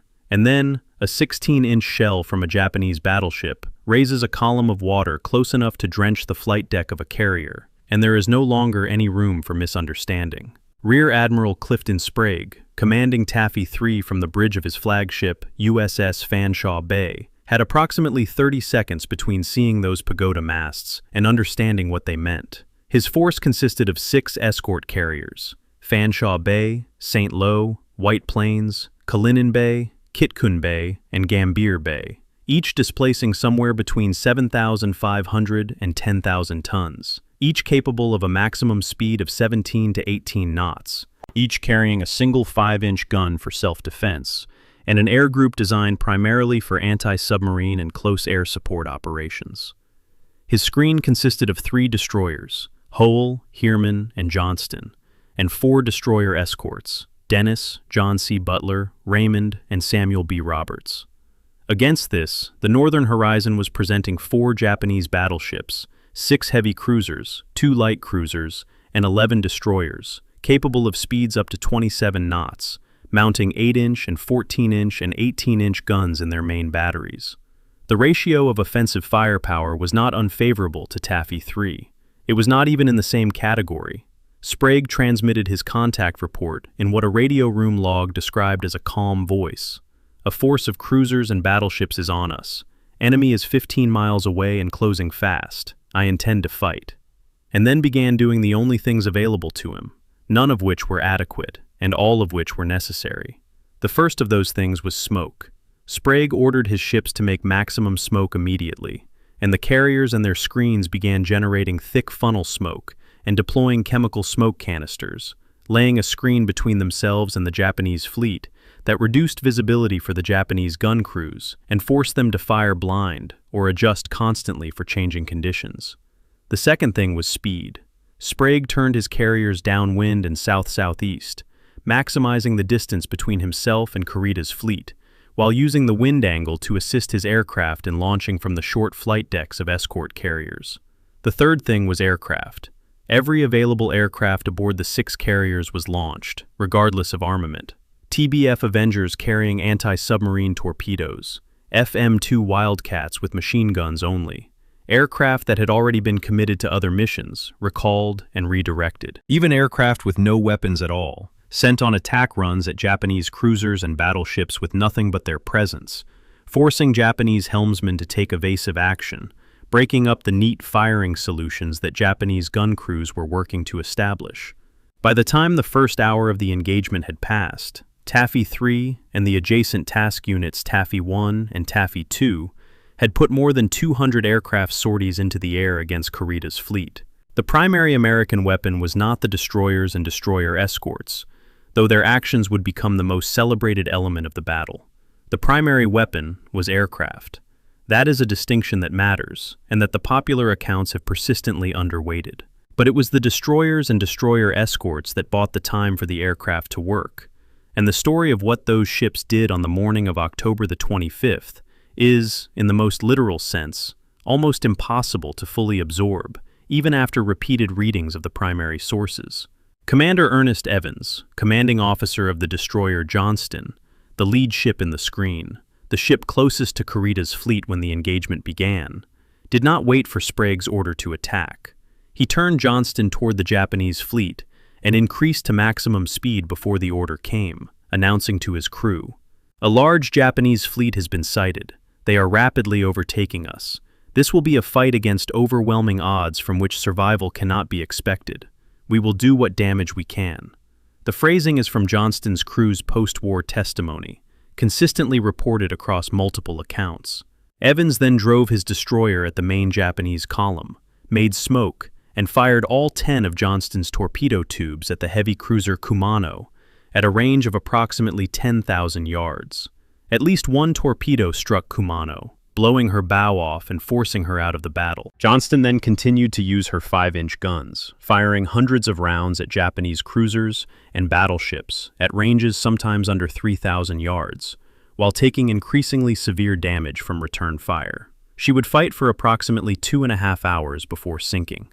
Evans himself was never recovered. The destroyer escort Samuel B. Roberts, displacing just 1,350 tons, a ship whose job in normal operations was hunting submarines, not engaging capital ships, fired all 3 of her Mark 15 torpedoes at the Japanese heavy cruiser Chokai, scoring at least 1 hit. She then closed to gun range and engaged Japanese warships with her 2 5-inch mounts, firing until her guns overheated, until her crew was dead or dying around them, until Japanese 8-inch shells had opened her engineering spaces to the sea and she could no longer maneuver.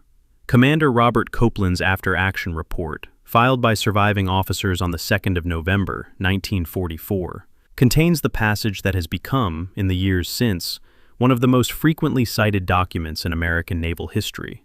"To the men of this vessel I say, that in memory I shall always see men going to battle stations, as fast as their tired legs could carry them, men who knew that our ship was woefully outclassed, who fought their guns until the guns could no longer be operated, and who stayed by their ship as long as there was any ship to stay by." The language is precise. It is not rhetorical. It describes what happened. It is here that I want to step back from the narrative for a moment, because I think the way this engagement is typically told does a specific kind of injustice to the complexity of what was actually happening.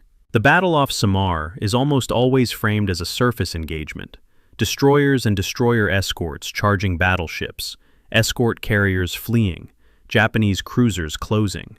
And it was all of those things. But it was also, simultaneously, one of the most sustained air-sea battles of the Pacific War, fought not just on the surface, but vertically, with aircraft attacking from above, while surface ships fought below, while smoke reduced visibility to hundreds of yards, while ships on both sides were maneuvering independently without any coherent formation structure, while Japanese cruiser commanders were trying to manage gunfire solutions against targets that were launching aircraft at them, hiding in smoke, and being harassed from multiple directions at once. Kurita's heavy cruisers, ships designed to fight in neat, line-ahead formations against other surface ships, guided by doctrinal procedures developed over decades of peacetime exercises, were experiencing a form of combat for which they had no adequate drill.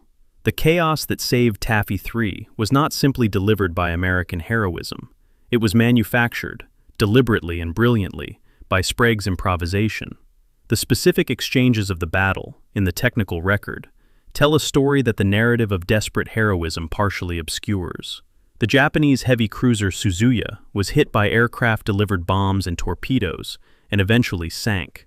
The heavy cruiser Chokai was disabled, apparently by a combination of a bomb hit that wrecked her steering and torpedo damage that reduced her speed, and was subsequently sunk by a Japanese destroyer to prevent capture. The specific question of how much Samuel B. Roberts contributed to Chokai's destruction remains contested in the secondary literature, with the most careful analyses suggesting the aircraft bomb was the decisive weapon. The cruiser Chikuma was sunk by Avenger aircraft. Kumano had already been driven from the battle by Johnston's torpedoes. Of the 6 heavy cruisers that Kurita had sent into the pursuit of the carriers, 4 were gone or badly damaged within the space of approximately 2.5 hours. The Japanese fleet was not losing a surface battle. It was being ground down in an air-sea engagement for which its training, its doctrine, and its command procedures had prepared it poorly. The contested question at the heart of the battle off Samar, the question that historians have argued about for 80 years, is why Kurita broke off the engagement at 0911 on October the 25th, when his remaining battleships and cruisers were still in contact with a carrier force he had not fully destroyed, and when Leyte Gulf lay approximately 65 miles ahead. The answer, based on the available record, involves at least 3 elements that are difficult to cleanly separate. Fragmentary intelligence suggesting a larger American force was somewhere to the northeast, the sustained pressure of air attack that was degrading his cruiser force faster than he could compensate for it, and an intelligence picture so confused, the result of radio silence doctrine, poor scouting, and the fog of a 2.5-hour surface and air battle, that Kurita's situational awareness of his own position and strength was severely degraded. He signaled his force to reform to the north at 0911. He would never engage Taffy Three again. Whether this was the right decision, the wrong decision, or the only decision available to a man operating with the information he had, is the subject of the chapter that follows. What can be said here is that when the firing stopped and the smoke began to clear, Taffy Three was still afloat. Damaged, depleted, its screen largely gone, but its carriers still making smoke, still launching aircraft, still in the Philippine Sea. The mathematics said it shouldn't have been. The mathematics, on this particular morning, were wrong. When I think about that morning off Samar, and I have spent more time with its primary sources than with almost any other element of this story, what stays with me isn't the famous actions, as extraordinary as they were. It's the smaller moments in the record. It's the Avenger pilot making his 3rd dry run of the engagement, no weapons left, lining up on a Japanese cruiser anyway, because the alternative is letting it close on the carriers unimpeded. It's the damage control party aboard Gambier Bay, working on flooding compartments while the ship takes direct hits, staying at their stations because the manual says to stay at your stations, and the manual is all the structure left.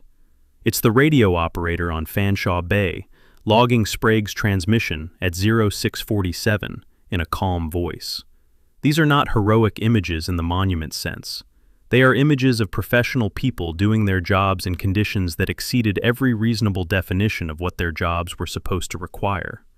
and that is, to me, the more honest and the more enduring tribute to what happened off Samar on the 25th of October, 1944. Gambier Bay sank at 0911, the same moment Kurita signaled his withdrawal. She was the only American carrier sunk by surface gunfire in the Pacific War. Hull, Johnston, and Samuel B. Roberts all sank before or shortly after the engagement ended, along with the destroyer escort. Roughly 840 American sailors died in the water or aboard their ships during the battle off Samar. The Japanese lost at least 4 heavy cruisers and several hundred men, and Leyte Gulf, 65 miles south, remained intact. The invasion fleet was still there. The beachhead was still there.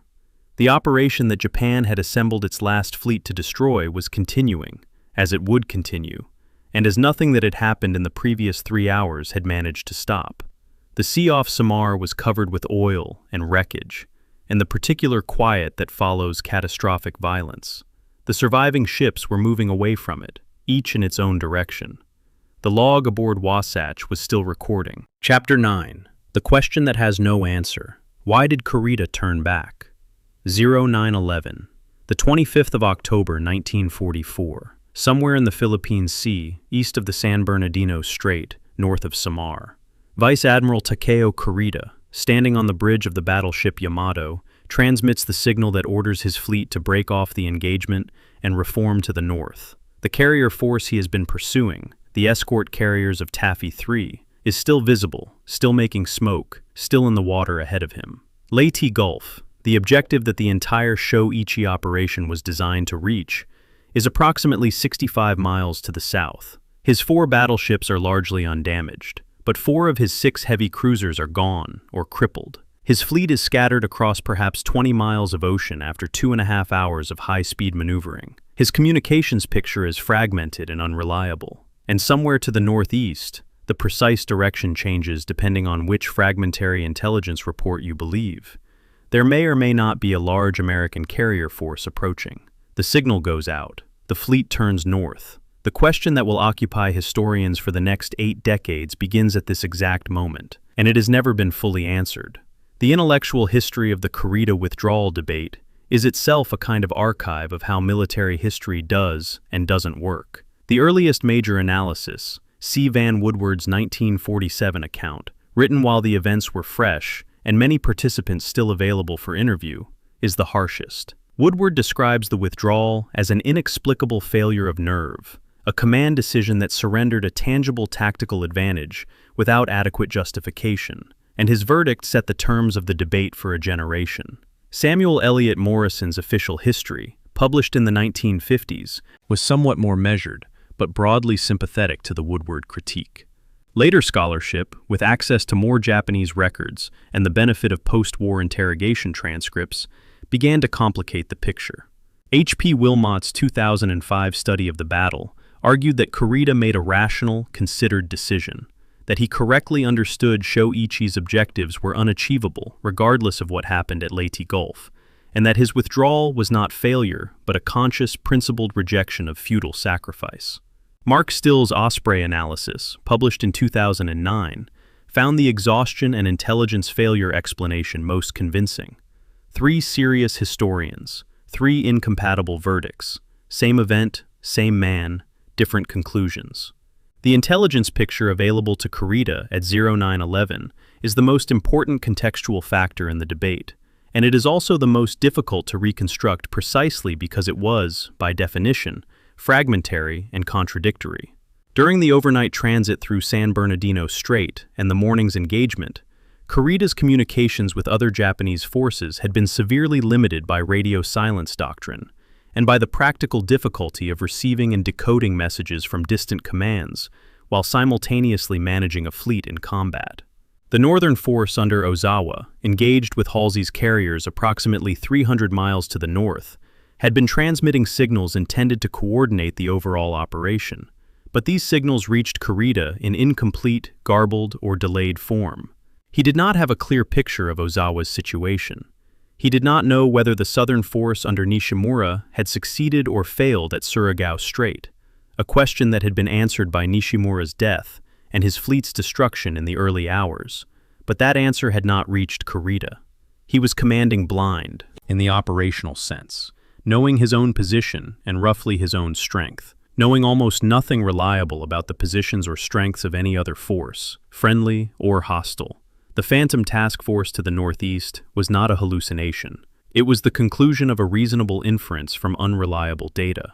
During the engagement off Samar, Kurita's flagship received multiple radio transmissions, including distress calls from his own damaged cruisers and aircraft contact reports from various sources that suggested the presence of a significant American carrier force in the waters northeast of his position.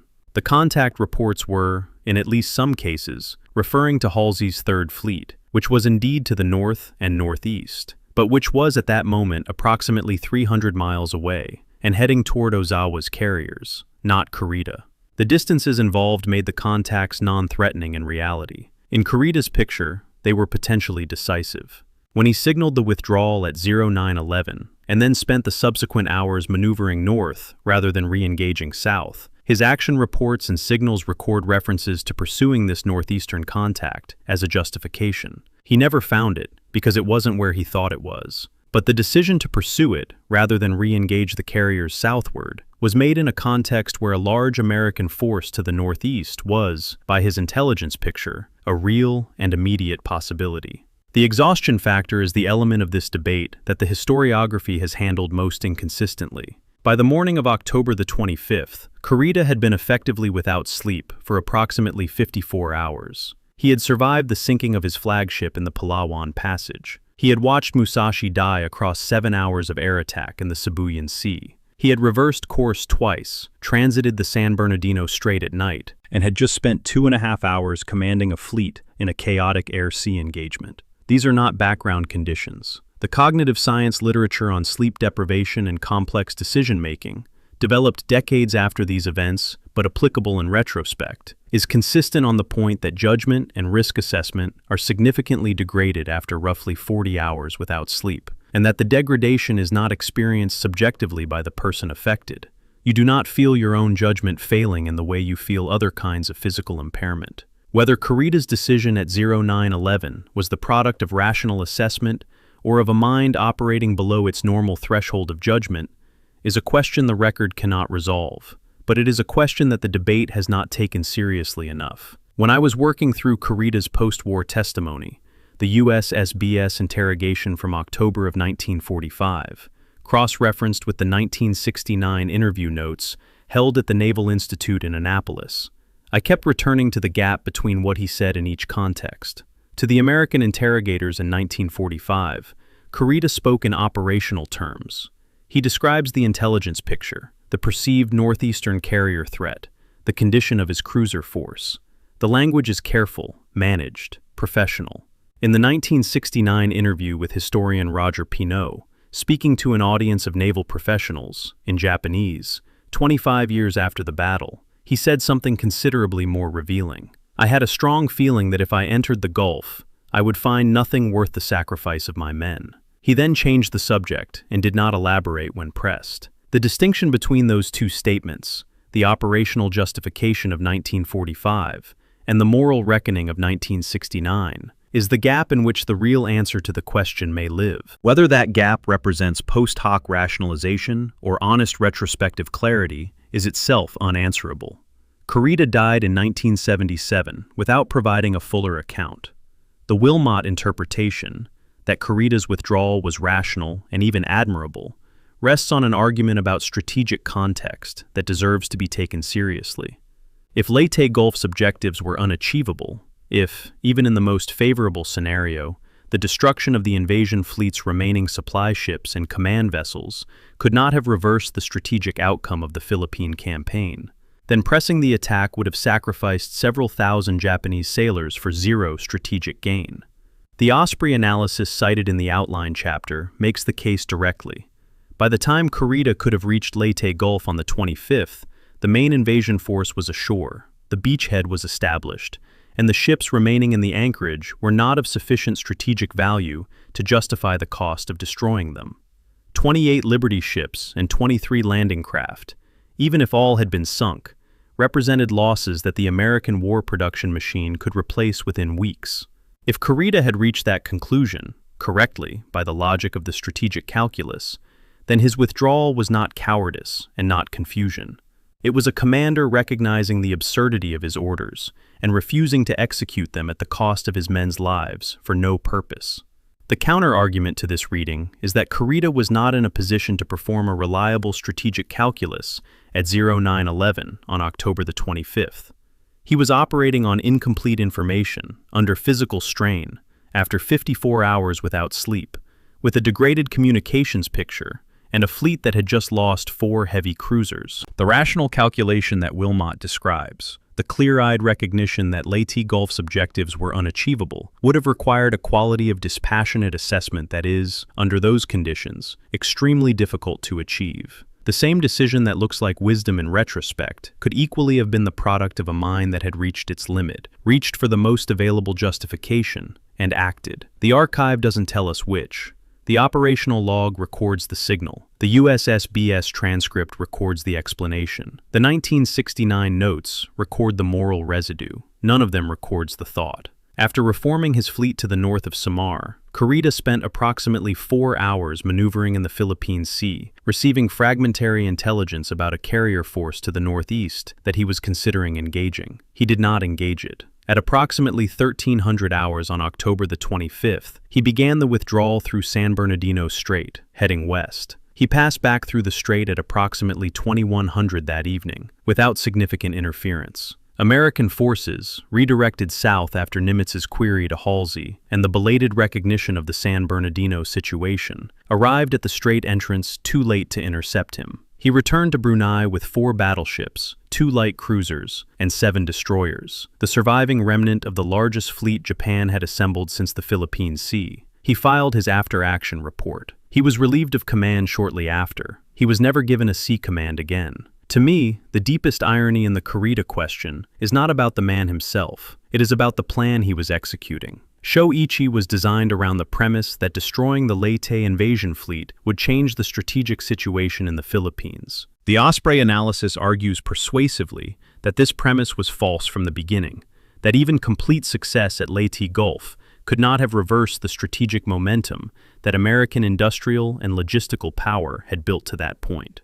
If that analysis is correct, then the question of why Kurita turned back may be the wrong question to ask.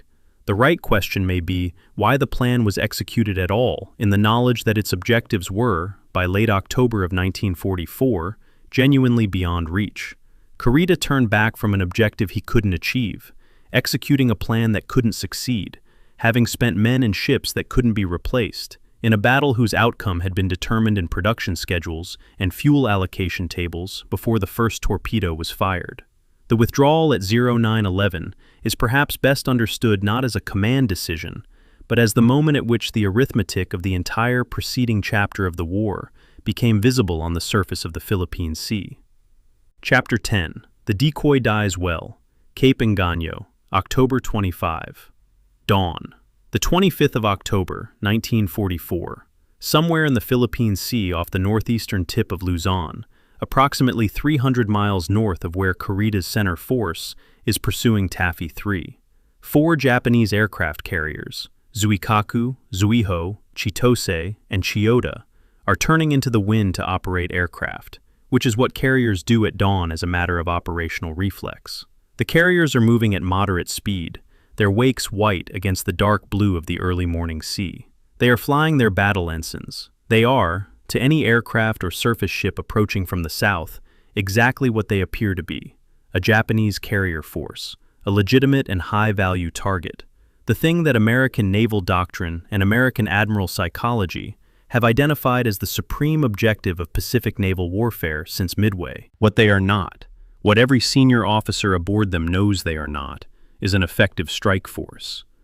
Between the 4 flight decks, there are approximately 116 aircraft, and perhaps 80 pilots qualified for combat operations. A single American fleet carrier at this point in the war typically operated 90 or more aircraft with full, experienced air groups. These 4 carriers, combined, have less aircraft than 1 American carrier, and fewer effective combat pilots than 1 American carrier air group. Vice Admiral Jisaburo Ozawa, is about to fight the most deliberately suicidal fleet engagement in the history of naval warfare, and he designed it himself. Ozawa's post-war interrogation, filed in the United States Strategic Bombing Survey records as interrogation record number 512, is the most remarkable piece of testimony in the entire Leyte Gulf archive. His responses are measured, thoughtful, and characterized by a kind of philosophical candor that is unusual in the testimony of defeated commanders. When the American interrogating officer asked whether he had expected to survive the engagement, Ozawa replied, in translation, "I expected my carriers to be sunk. That was their purpose. I did not expect to be sitting here talking to you." The transcript then notes a pause of approximately 15 seconds before Ozawa added, "I was disappointed to survive." This is not false modesty or dramatic posturing. In the context of what Ozawa had been asked to do and what he had done, it is an entirely coherent statement from a man whose assigned mission was to be destroyed, and who had succeeded in his mission, and found, to his apparent surprise, that he was still alive at the end of it. I have read that transcript many times, and I still don't have a clean category in which to place it. It is simultaneously a military after-action statement, and something that has no precise military category at all. The operational mechanics of Ozawa's mission require some unpacking, because the popular understanding of the decoy force tends to reduce it to a simple stratagem that sounds clever on paper and look inevitable in retrospect. In practice, the Northern force was structured the way it was, not primarily by choice, but by necessity. The Zuikaku and her 3 companion carriers were the survivors of a fleet air arm that had been progressively destroyed since Coral Sea, Midway, the Eastern Solomons, and the Philippine Sea. Zuikaku herself had participated in almost all of those engagements and was the last surviving carrier from the 6-carrier Pearl Harbor strike force. By October of 1944, she carried something approaching her full capacity of trained aircrew, but the other 3 carriers had significantly fewer. The air groups that could have made the Northern force a genuine strike threat had been consumed over 3 years of attritional combat.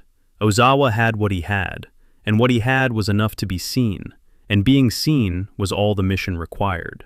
He formed his ships into the visual profile of a fleet carrier force, carriers in the center, cruisers and destroyers screening, and sailed toward the waters northeast of Luzon, where American aerial reconnaissance was most likely to find him.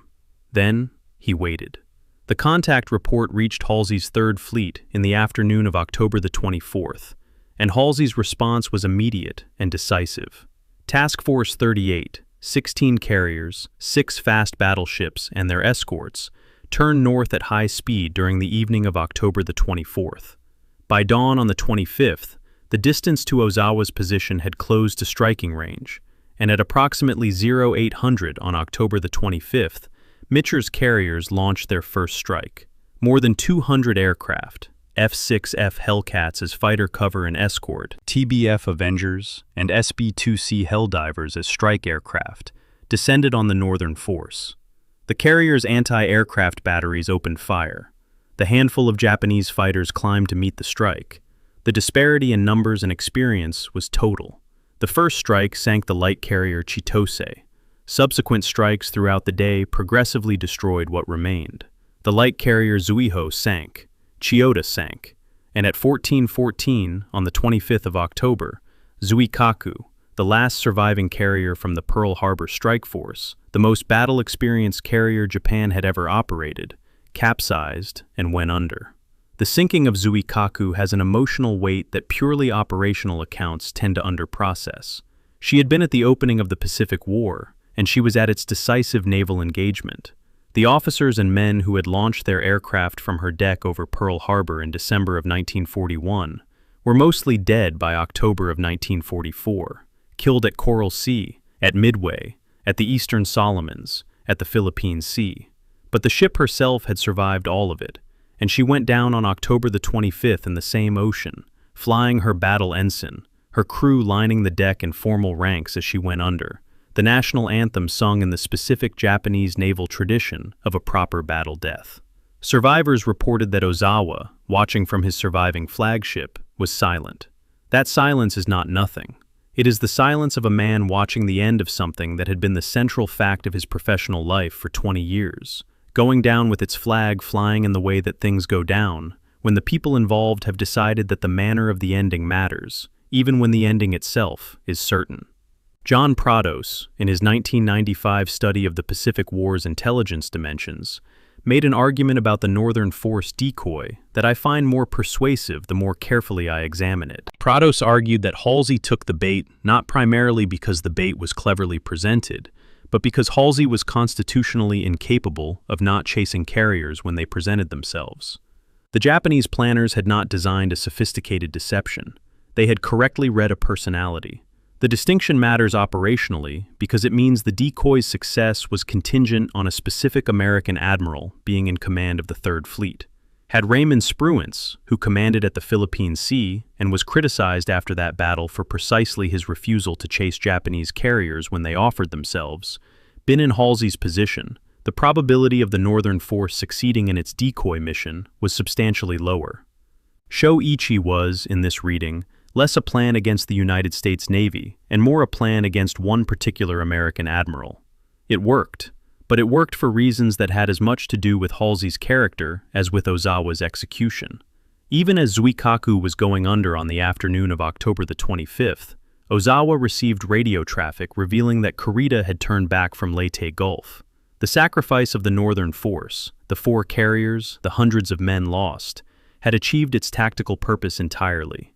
Halsey had been drawn north, the San Bernardino Strait had been left unguarded, Kurita had passed through unopposed. The plan, structurally, had worked, and Kurita had turned back anyway. According to staff testimony compiled in Masanori Ito's post-war history of the Imperial Japanese Navy, Ozawa was silent for an extended period upon receiving this information. What that silence contained, whether it was grief or anger or simply exhaustion, the record does not say. It was the silence of a man who had done exactly what he was asked to do, had accepted the cost of doing it, and had then watched the purpose for which he paid that cost fail regardless. What the Cape Engano engagement proved, if it proved anything beyond the destruction of Ozawa's carriers, was the completeness of American air superiority in the Pacific by October of 1944. Task Force 38 flew strike after strike against the Northern Force throughout October the 25th, losing a small number of aircraft to Japanese anti-aircraft fire, sinking 4 carriers and destroying the remnant of a fleet air arm that had been the most dangerous maritime air force on Earth 3 years earlier. The technological margin, the Hellcat against the Zero, the American radar-directed anti-aircraft systems against the Japanese optical targeting, the trained American pilots against Ozawa's mix of experienced veterans and barely trained replacements, produced a result that was not a battle in any competitive sense. It was an execution, with certain procedural elements of a battle around it. The 400 naval aviators who had hit Pearl Harbor from these same decks in December of 1941 had not been inferior to their American counterparts. The men flying from those same decks in October of 1944, after 3 years of attrition that the training system had been unable to repair, were simply not the same men. The ships were the same.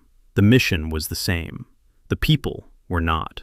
2 hybrid battleship carriers, Issei and Hyuga, unusual vessels that had been converted to carry aircraft aft while retaining their forward gun turrets, and that had been attached to Ozawa's force partly for their anti-aircraft firepower, and partly because there was nowhere else particularly useful to send them, survived Cape Engano by running north at speed after the main engagement. Ozawa's remaining escorts also survived. Halsey's pursuit of the fleeing remnants was cut short by Nimitz's query signal and the crisis developing to the south. Ozawa returned to Japan with what remained of his force.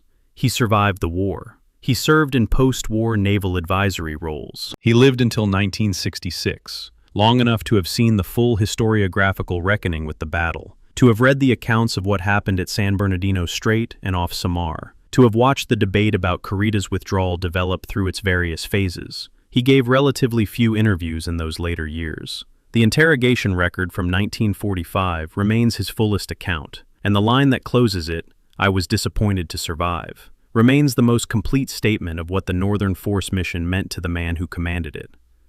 Chapter 11. The Divine Wind. First Kamikazes, October 25. The 19th of October 1944, Mabalacat Airfield, on the island of Luzon, Philippines.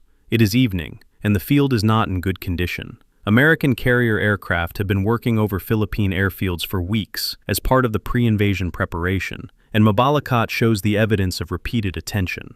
Craters have been filled and refilled. Revetments have been repaired.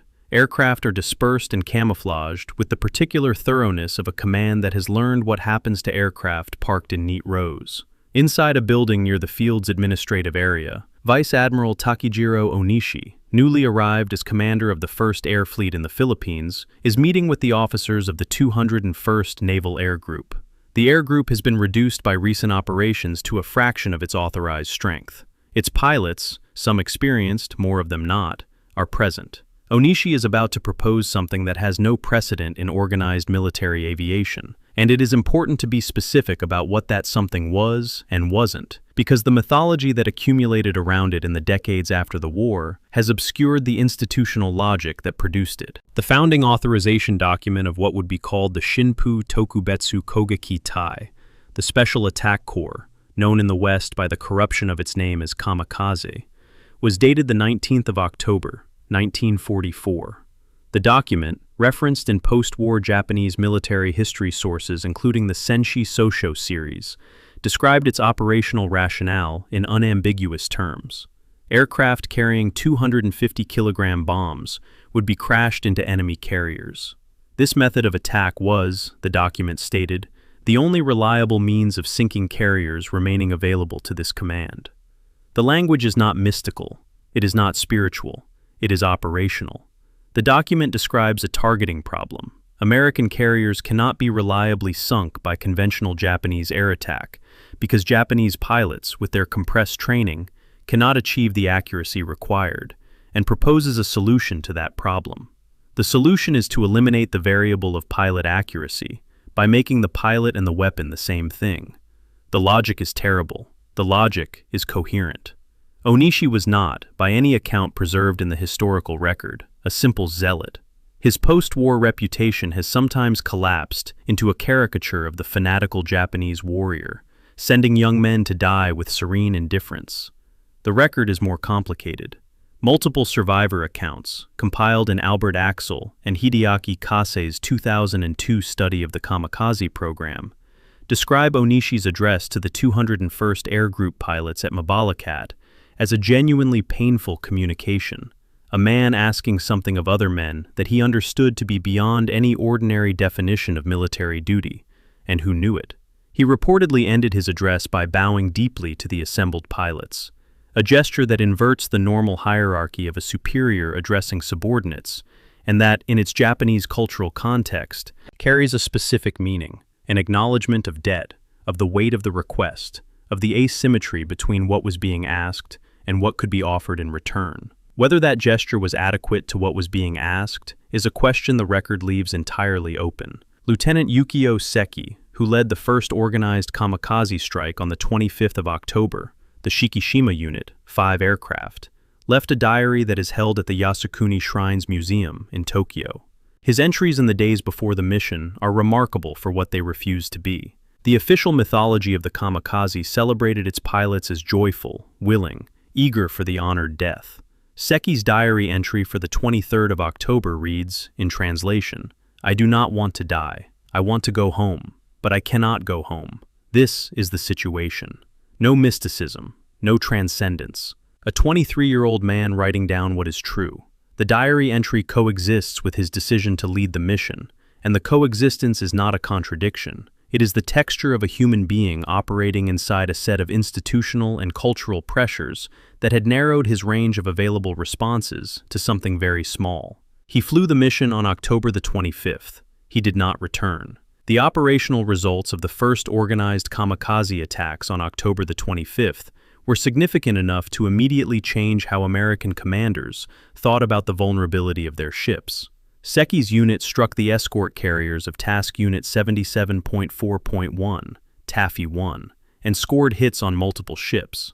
The escort carrier St. Lo took a direct hit when Seki's aircraft crashed into her flight deck, and its bomb detonated in the hangar bay, triggering secondary explosions in the aircraft stored there. St. Lo sank in approximately 30 minutes. She was the first ship ever sunk by an organized kamikaze attack. 4 other carriers were damaged in the same attack sequence. The damage rate was immediately and strikingly higher than the hit rates achieved by conventional Japanese air attack at this stage of the war.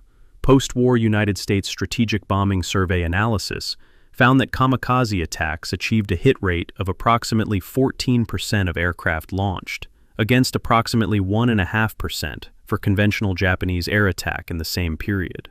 The mathematics were, from Japan's position, the best available mathematics. The technical mechanism behind the kamikaze's effectiveness is specific and worth examining in detail, because it was not simply a matter of pilots being willing to die. And Mitsubishi A6M0, configured for kamikaze use, carried a single 250-kilogram semi-armor-piercing bomb mounted externally on the centerline of the fuselage. The aircraft's guns were typically removed to save weight and maximize fuel load. The terminal approach was designed for a shallow dive angle of roughly 30 to 45 degrees, which maximized the probability of the bomb penetrating the flight deck rather than deflecting off it. The aircraft's final airspeed at impact, typically somewhere between 300 and 350 knots, gave the combined mass of aircraft and bomb, roughly 3 metric tons at impact, an energy transfer to the target structure that no conventionally delivered bomb of the same size could match at normal release altitudes. You can't replicate the physics of a 3-ton mass striking at 300 knots by dropping a 250-kilogram bomb from 4,000 meters. The kamikaze was, in a very specific engineering sense, a solution to a precision delivery problem. It was just a solution that required a human being in the delivery mechanism. I find myself returning, when I think about this chapter, to the specific institutional sequence that produced the kamikaze program, not its cultural context, which has been extensively analyzed elsewhere, but its operational logic. Onishi had been given a command of approximately 100 operational aircraft in the Philippines. He had assessed his pilots' training levels and their likely accuracy against moving carrier targets with modern anti-aircraft defenses. He had calculated the hit rate of conventional attack and found it insufficient to achieve the objective of disabling enough American carriers to materially affect the balance of the Leyte Gulf operation. He had then looked at what alternative options were available and found essentially one. The program that resulted was not a departure from rational military planning. It was rational military planning arriving at an irrational destination, because the inputs, the shortage of trained pilots, the quality of American defenses, the operational requirement to damage carriers, produced no rational exit. The institution had painted itself into a corner over 3 years of attritional loss and accelerated training, and the kamikaze was the corner's logical endpoint. What Onishi apparently also understood, and this is the element of the story that his post-war conduct makes clearest, was that the program he had authorized was consuming Japan's remaining pilot cadre faster than it was achieving results at strategic scale. He requested permission from the combined fleet in early 1945 to cease or significantly curtail the program, on the grounds that the exchange rate was unsustainable. His request was denied. He was subsequently ordered to expand it. The man who created the kamikaze program tried to stop it and could not. The institutional momentum of a policy he had initiated had exceeded his own authority to control. He committed suicide on the 16th of August, 1945, the day after the Emperor's surrender broadcast, having reportedly spent the night writing letters of apology to the families of the pilots he had sent on special attack missions. The letters were not a bureaucratic formality. They were, by every account of the people who knew him, a genuine reckoning. The total scope of what Onishi set in motion on the 19th of October, 1944, becomes clear only in the full Pacific War accounting. Between October the 25th, 1944, and August the 15th, 1945, organized kamikaze attacks struck approximately 368 American ships. 34 were sunk. Approximately 4,900 American naval personnel were killed. The program required the sacrifice of approximately 3,860 aircraft and their pilots. The exchange ratio, nearly 4,000 Japanese lives for just under 5,000 American lives, and 34 ships sunk, was operationally significant. It was not, by the scale of the Pacific War's logistics, strategically decisive. Onishi had calculated the required number of sorties to stop the American advance toward the home islands, and found it was impossible. He had authorized the program anyway, because the alternative was to stop fighting, and stopping fighting was not an option the institution could process. The fan at Mabalacat hums. The authorization document is signed. The arithmetic moves forward into the dark. Chapter 12. The Admirals War of Words. The Aftermath. Dispatches. The 14th of November, 1944. Aboard the Third Fleet's flagship, somewhere in the Western Pacific, a typewriter is working. Admiral William Halsey is filing his action report for the Battle of Leyte Gulf, a document that will run to many pages of operational narrative, intelligence assessment, and tactical commentary, and that will, in its specific choices of emphasis and omission, begin the process by which the story of the battle's most controversial decision is shaped for the historical record. Simultaneously, in a different location aboard a different flagship, Admiral Thomas Kinkaid is filing his own action report, covering the same events from the 7th Fleet's perspective, in language so carefully neutral on certain sensitive points that a reader familiar with both documents can trace the fault lines between them, like hairline fractures in concrete. And in Pearl Harbor, Admiral Chester Nimitz is reading both reports and preparing to convene a formal board of investigation into the communications and command failures that had, for approximately 6 hours on October the 25th, left the San Bernardino Strait unguarded and brought the Pacific War's largest operation to the edge of genuine catastrophe. 3 men filing 3 documents about the same battle. None of the 3 documents tells the same story. All 3 are the same battle. Halsey's action report, filed as 3rd Fleet Serial 0064 on the 14th of November, contains a passage on its 34th page that is worth examining with some care. Describing his decision to take the full 3rd Fleet north on the night of October the 24th, Halsey lists his intelligence rationale: the aircraft contact reports of Japanese carriers, the pilot assessments of center force as heavily damaged and retiring, and concludes, "The decision to strike north appeared correct at the time, and I believe remains correct in retrospect." The phrase, "I believe remains correct," has no evidentiary support in the text that follows. It is assertion, not argument. The report describes what Halsey decided and when he decided it, but the retrospective justification, the remains correct in retrospect, is not followed by an analysis of why it was correct, given what actually happened. It is the kind of sentence that a staff officer writes when the conclusion is predetermined and the argument is secondary. Kinkaid's report, covering the same period, is different in character. It describes the communications situation in language of such surgical neutrality that it reads, if you know what you're looking for, as a prosecution document written in diplomatic syntax, careful, precise, attributing nothing explicitly, arranging the facts in a sequence whose implications any attentive reader can draw.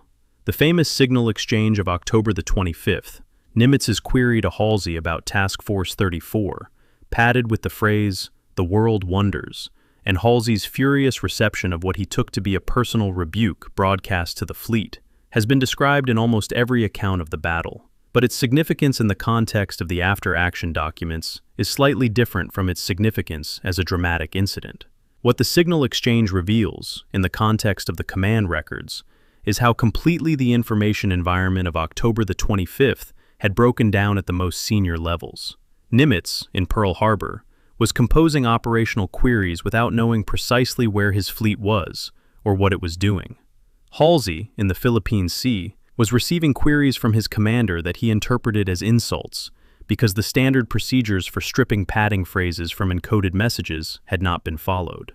Kinkaid, off Leyte, was requesting information about San Bernardino Strait coverage that had not been answered for hours. 3 flag officers, 3 flagships, 3 separate information environments, all supposedly coordinated by a command structure that had not been designed to manage a battle of this complexity. The signal that Nimitz sent was a reasonable operational query. The fact that it reached Halsey as an apparent insult was the product of a communications and procedural failure with no single guilty party. The system failed. The system was designed to succeed. The Board of Investigation, convened by Nimitz in December of 1944, produced findings that represent, in some respects, the most authoritative single document in the entire Leyte Gulf historiography. The board heard testimony from senior officers, examined communications logs, reviewed action reports, and produced a comprehensive assessment of both the battle's tactical events and the command and communications failures that had shaped them. Its findings attributed the near disaster at San Bernardino Strait to three causes of roughly equal weight: Halsey's command decision to take his entire fleet north without leaving a guard force, Kincaid's failure to positively verify the San Bernardino coverage, rather than assuming it from a misread signal, and the divided command structure that placed two American fleets under separate and non-coordinating chains of command with incompatible communications systems. The board was careful to note that all three failures were interconnected, that the command structure failure had enabled the individual command failures, and that the individual failures had transformed a structural vulnerability into an operational crisis. This is a nuanced, professionally careful analysis. It was classified at the highest level. It remained classified until 1994. Every popular history of the Battle of Leyte Gulf, written between 1944 and 1994, was working without its most important single analytical document. The classification decision was not arbitrary or sinister in a simple sense. It reflected a calculation that Nimitz and his superiors in Washington made in December of 1944 about what the American public and the American military could afford to know. The Pacific War was not over. Leyte Gulf had been a victory, a costly and at moments nearly catastrophic victory, but a victory nonetheless. Releasing a formal board finding that two of the most senior American admirals in the Pacific had made errors that nearly resulted in the destruction of the invasion fleet would have been, in December of 1944, politically damaging in ways that the war effort could not easily absorb. The finding was true. It was also inconvenient. The classification decision kept the inconvenient truth in a box, in a naval archive for 50 years, and every biography, every popular history, every documentary account published before 1994 was, without knowing it, working with an incomplete jigsaw puzzle. The most important piece had been deliberately removed and locked in a filing cabinet in Washington. When I was working through the chronology of post-war Leyte Gulf historiography, mapping each major published account against the date of the Board of Investigation's declassification in 1994, the pattern that emerged was, to put it plainly, uncomfortable. Morrison's official history, published in the 1950s, focused primarily on tactical decisions and was broadly favorable to Halsey in its overall framing. E.B. Potter's biography of Halsey, published in 1985, was more critical, but still operating without the board findings. The shift in the historiographical consensus after 1994 is visible and significant. Works published after the board's declassification are consistently more precise in their attribution of the command structure failure as a root cause, and consistently less willing to make any single individual, Halsey or Kincaid, the primary responsible party. The archive changed the story. That is how archives are supposed to work. The 50-year delay made it work 50 years too late for the people whose reputations had been shaped by the incomplete version. Halsey's private papers, held at the Library of Congress in a collection designated as the Halsey Papers, contain correspondence from his post-war years that is occasionally more candid than his action report. In a letter to a former staff officer, written in 1951 and quoted in subsequent biographical studies, he wrote, "The question of the strait has bothered me more than I have ever admitted." He did not elaborate. The letter continues with other matters, and the sentence about the strait sits in the middle of a paragraph about something else, as though it had been written quickly before the writer could change his mind. It is not a confession, and it is not an apology, and it does not resolve the historical debate, but it is the most honest thing Halsey ever committed to writing about October the 24th, 1944, and it is entirely believable as the statement of a man who had spent 7 years publicly defending a decision and privately carrying a doubt he could not quite put down. The three after-action reports, Halsey's, Kincaid's, and Nimitz's subsequent oversight correspondence, collectively perform a function that goes beyond their nominal purpose as operational documentation. They are the founding texts of the Leyte Gulf mythology, and the mythology they established, Halsey's bold northward strike, Taffy Three's heroic stand, Kincaid's embattled command, was shaped as much by what the reports chose not to say as by what they chose to say. Military after-action reports are not neutral documents. They are written by people with careers to manage, reputations to protect, and institutional relationships to preserve. The care with which Kincaid's report avoids explicitly blaming Halsey, and the care with which Halsey's report avoids explicitly blaming the command structure, reflects a professional culture in which direct criticism of senior colleagues and official documents is a career-ending gesture, and an indirect criticism, wrapped in operational language, is the standard medium of institutional accountability. The Board of Investigation was the document that said directly what the action reports said obliquely. Its 50-year classification ensured that the oblique version was the one that shaped the popular understanding. The communications failure that produced the crisis at San Bernardino Strait was not, when examined in technical terms, a product of negligence or stupidity. It was the product of a command architecture that was designed for a different operational reality than the one it was managing in October of 1944. The TBS tactical radio that linked ships within a task force was a line-of-sight UHF system, effective to roughly 20 to 30 miles, useless for communication between fleets 300 miles apart. Long-range communication required encrypted HF circuits routed through relay stations, with delays measured in hours. The two fleets' different reporting chains, 3rd Fleet to Nimitz at CINCPAC, 7th Fleet to MacArthur at SWPA, meant they shared a common operational theater, but not a common information environment. Nobody had designed this arrangement intending for it to fail.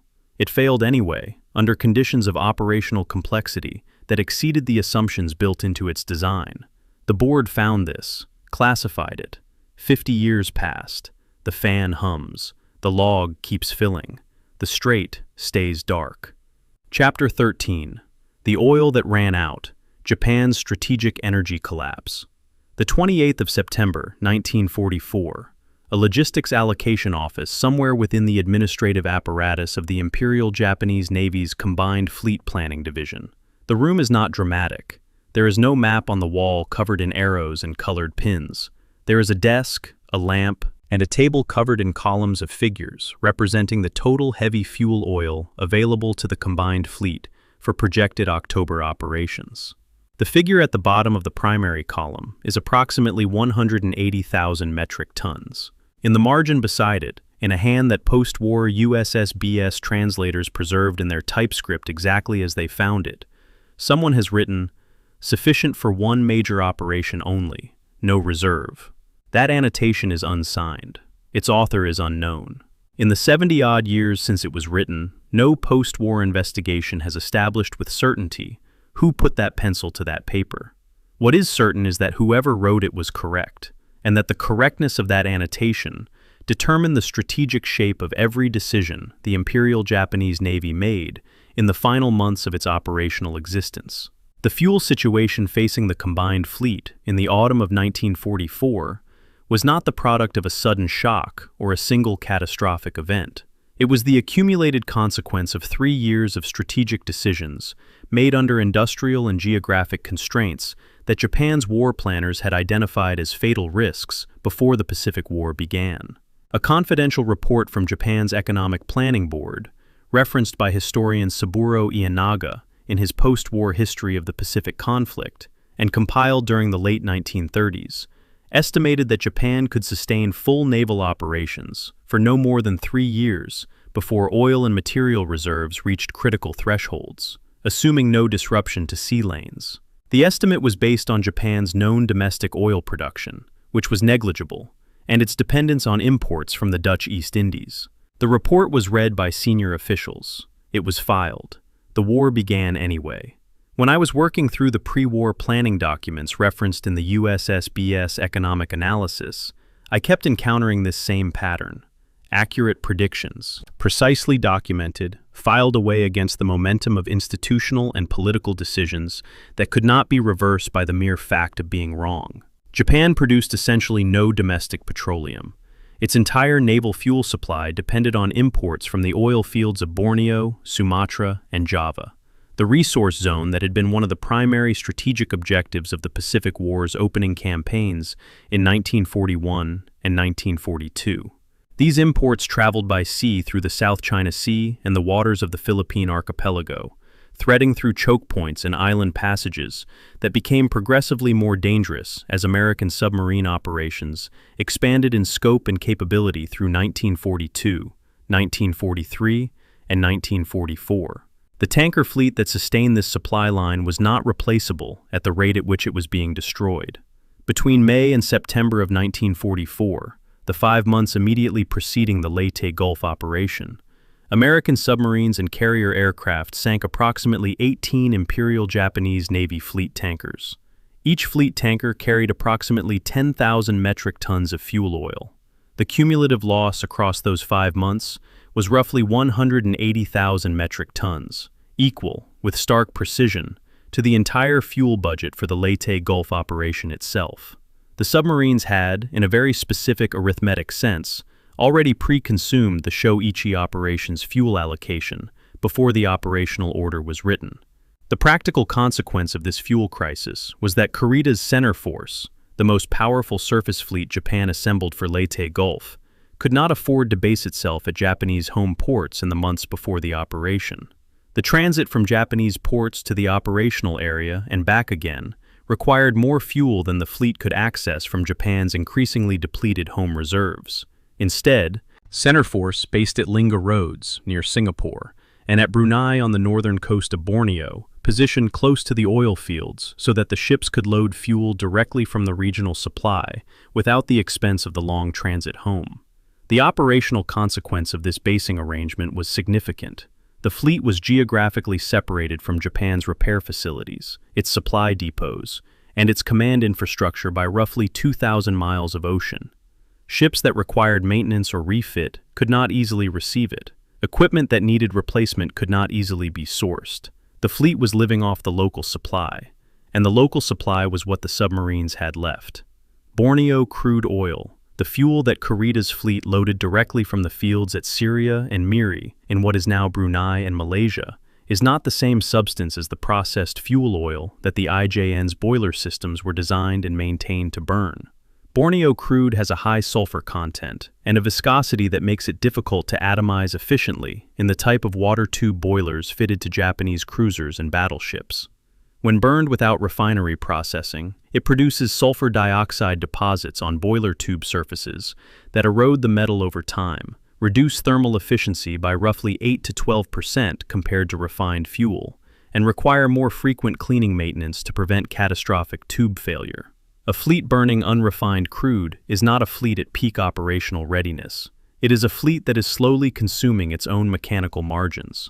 The engineers aboard Kurita's ships knew this. Their maintenance logs, what survives of them in the post-war records, reflect an increasing frequency of boiler-related maintenance notes in the months before Leyte Gulf. The ships were fighting the fuel as well as the enemy. The American side of this logistical equation operated in conditions so different from the Japanese situation that describing them in the same chapter risks making the comparison seem too neat, too convenient.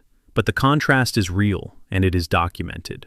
Task Group 30.8, the 3rd Fleet's dedicated logistics train, operating from the Ulithi Atoll base that CB construction battalions had transformed from empty coral into a functional fleet anchorage in a matter of weeks, maintained a continuous rotation of fleet oilers, ammunition ships, and stores vessels that kept the fast carrier task forces supplied at sea. American carrier task forces were refueled at sea every 3 to 5 days on average during the Leyte Gulf period. Their operational planning was never once constrained by fuel availability.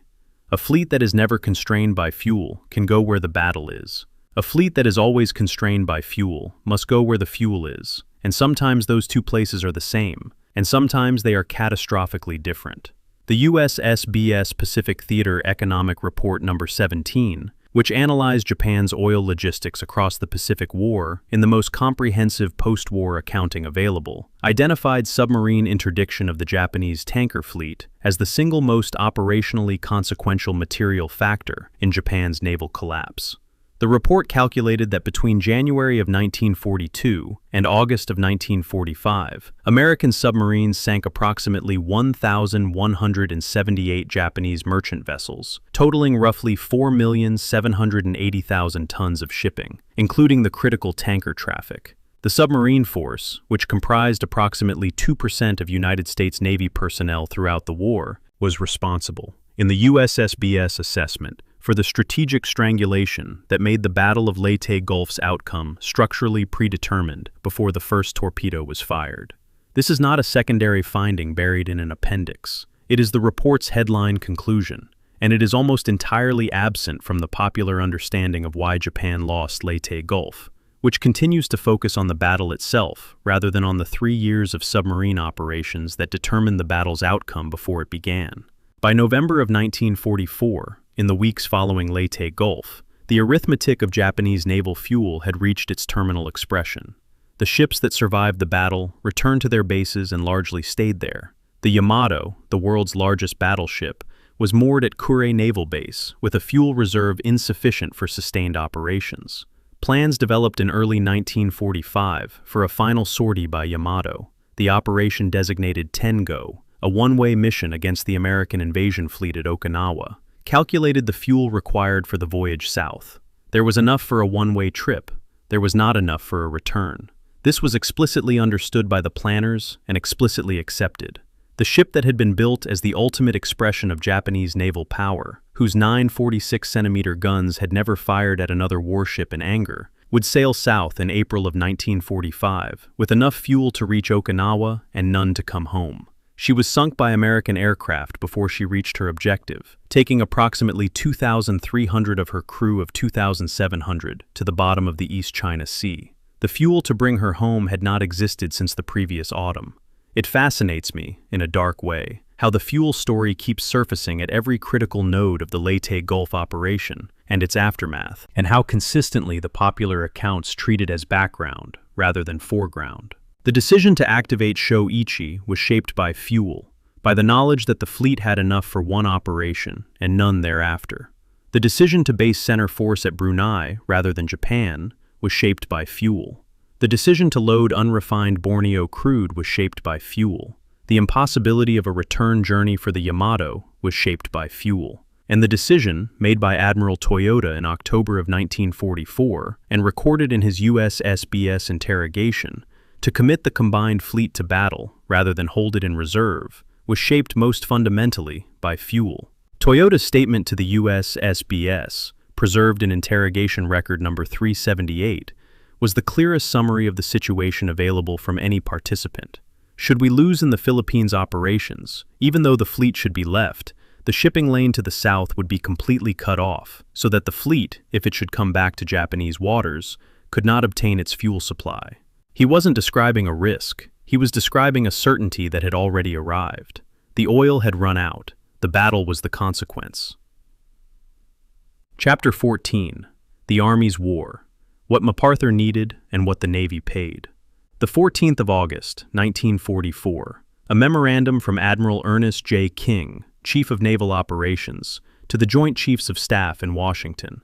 The document, held in the Joint Chiefs' records at the National Archives, in the files designated for Pacific Ocean areas planning, argues in the flat, declarative prose of high-level military bureaucracy that an advance to Luzon via Formosa offers strategic advantages superior to a direct Philippine assault, without what King described as the concentrated naval risk of the alternative. The memo is precise, professionally composed, and completely correct in its strategic assessment by most subsequent analytical standards. In the upper right corner, annotated in a different pen in what appears to be a staff officer's hand, a notation reads, "See President's Determination, July 1944. The President's determination, Roosevelt's decision, following his Pearl Harbor meeting with MacArthur and Nimitz in July of that year, had already superseded King's argument before King finished making it. The Philippines campaign, and therefore the Battle of Leyte Gulf, was going to happen because a general had made a promise in March of 1942 that a president had decided to honor in July of 1944. King's memo went into a file. The fleet went to Leyte. The promise itself was made on the 11th of March, 1942, as General Douglas MacArthur departed Corregidor Island by PT boat under orders from Washington, leaving the garrison he commanded to face Japanese capture. His statement, "I shall return," was broadcast and reprinted and distributed across the Pacific Theater in a deliberate communications campaign that made it, within weeks, one of the most recognized phrases associated with the American war effort. It was not an operational order or a strategic plan. It was a personal commitment made under pressure, in a moment of defeat, that was subsequently transformed by publicity and repetition into something closer to a political obligation. Whether MacArthur intended it as such from the beginning, or whether the phrase acquired its binding quality through the machinery of wartime public communication, is a question that his biographers have argued about for decades without reaching agreement. What is not arguable is the effect. By mid-1944, "I shall return" was not merely a general statement, but a commitment that the American government had effectively ratified through its own information operations, and that could not be quietly reclassified as operationally inconvenient without significant political cost. The strategic debate between the Philippines and Formosa options, the debate that King's memo was entering in August of 1944, was genuine and involved serious strategic minds on both sides. The Formosa option, favored by King and at various points by Nimitz, rested on the argument that Formosa offered superior basing for the final approach to Japan, and that Japanese forces in the Philippines could be isolated and bypassed without costly direct assault, freeing naval and ground resources for the final campaigns. MacArthur's counter-argument rested on multiple pillars: Manila Bay as an irreplaceable deep-water anchorage, the military necessity of eliminating the large Japanese force in the Philippines rather than leaving it on his strategic flank, and the moral obligation of the United States to the Filipino people, who had been under Japanese occupation since early 1942. The moral argument is the one that resists purely military analysis, and it is the one that gets dropped from most strategic assessments of the decision. When I was working through the planning documents from this period, I found it striking how consistently the Filipino population appears as a logistical variable in American operational planning and disappears entirely from the strategic cost-benefit analysis of the bypass option. The 3 million Filipino civilians who had been living under Japanese occupation were not, in King's August memorandum, a factor in the equation. Whether that was a failure of the analysis or a necessary feature of strategic planning is a question that has no clean answer. Roosevelt's July meeting at Pearl Harbor with MacArthur and Nimitz is one of the most analyzed decision points of the Pacific War, and one of the most opaque. Roosevelt did not come to Pearl Harbor with a fixed decision. The meeting was, in part, a presidential effort to personally assess the competing arguments of his two most prominent Pacific commanders before a decision was made. MacArthur argued with his characteristic forcefulness. Nimitz presented the Formosa case more temperately. Roosevelt listened, asked questions, departed, and made a decision over the following weeks that favored MacArthur's position. The specific factors that weighted his judgment have never been established with certainty. The presidential papers from this period, the accounts of those present, and the subsequent political record all suggest that Roosevelt was influenced by strategic arguments, by MacArthur's personal force of presentation, and by political calculations regarding the upcoming November 1944 election and the domestic resonance of the Philippine liberation narrative. Whether the political calculations were decisive or merely confirmatory of a strategic judgment Roosevelt had independently reached is a question that his biographers have argued about without resolution. The operational consequence of the decision was the Leyte invasion, which placed a combined fleet of 738 ships and approximately 165,000 assault troops in the central Philippines in October of 1944, and which triggered the Japanese Sho-Ichi response that produced the Battle of Leyte Gulf. It placed Kurita's fleet in the Sibuyan Sea. It placed Taffy Three off Samar. It placed the destroyers Johnston, Hole, and Samuel B. Roberts in the position of charging Japanese battleships at point-blank range. The causal chain from MacArthur's promise in March of 1942 to the sinking of Gambier Bay in October of 1944 is direct and documentable, even if the individual links in that chain involve decisions made by many people at many levels for many reasons. Monocausal historical explanation is always a simplification, but in this case, the simplification points towards something true. The battle that became Leyte Gulf was shaped at its foundation by a political decision as much as a military one, and the naval history that treats it as purely the latter has always been, in some specific way, incomplete. The logistical scale of the Leyte operation, when examined in the primary planning documents, is itself evidence of what the choice for Philippines over Formosa actually meant in operational terms. The Southwest Pacific Area Supply Appendix to Operation King II, the Leyte Invasion Plan, calculated that approximately 475,000 tons of equipment and supplies needed to be pre-staged at Hollandia and Manus Island for the initial assault force. That accumulation took 4 months of shipping operations to complete. The operational planning at this scale, coordinating hundreds of ships, millions of tons of cargo, the timing of amphibious assault against a defended coastline, was among the most complex logistical achievements of the Pacific War. It required exactly the kind of industrial and logistical base that Chapter 1 of this series described. The nation that could build 17 carriers in 22 months was also the nation that could move 475,000 tons of military material 4,000 miles and put 165,000 soldiers on a beach in a single operational sequence. The promise and the production were, in the end, different expressions of the same underlying capacity. What the official histories of the Leyte campaign have handled less directly is the question of cost accounting. The Battle of Leyte Gulf, as a naval engagement, cost the United States approximately 3,000 killed, 1,800 wounded, and 6 warships sunk.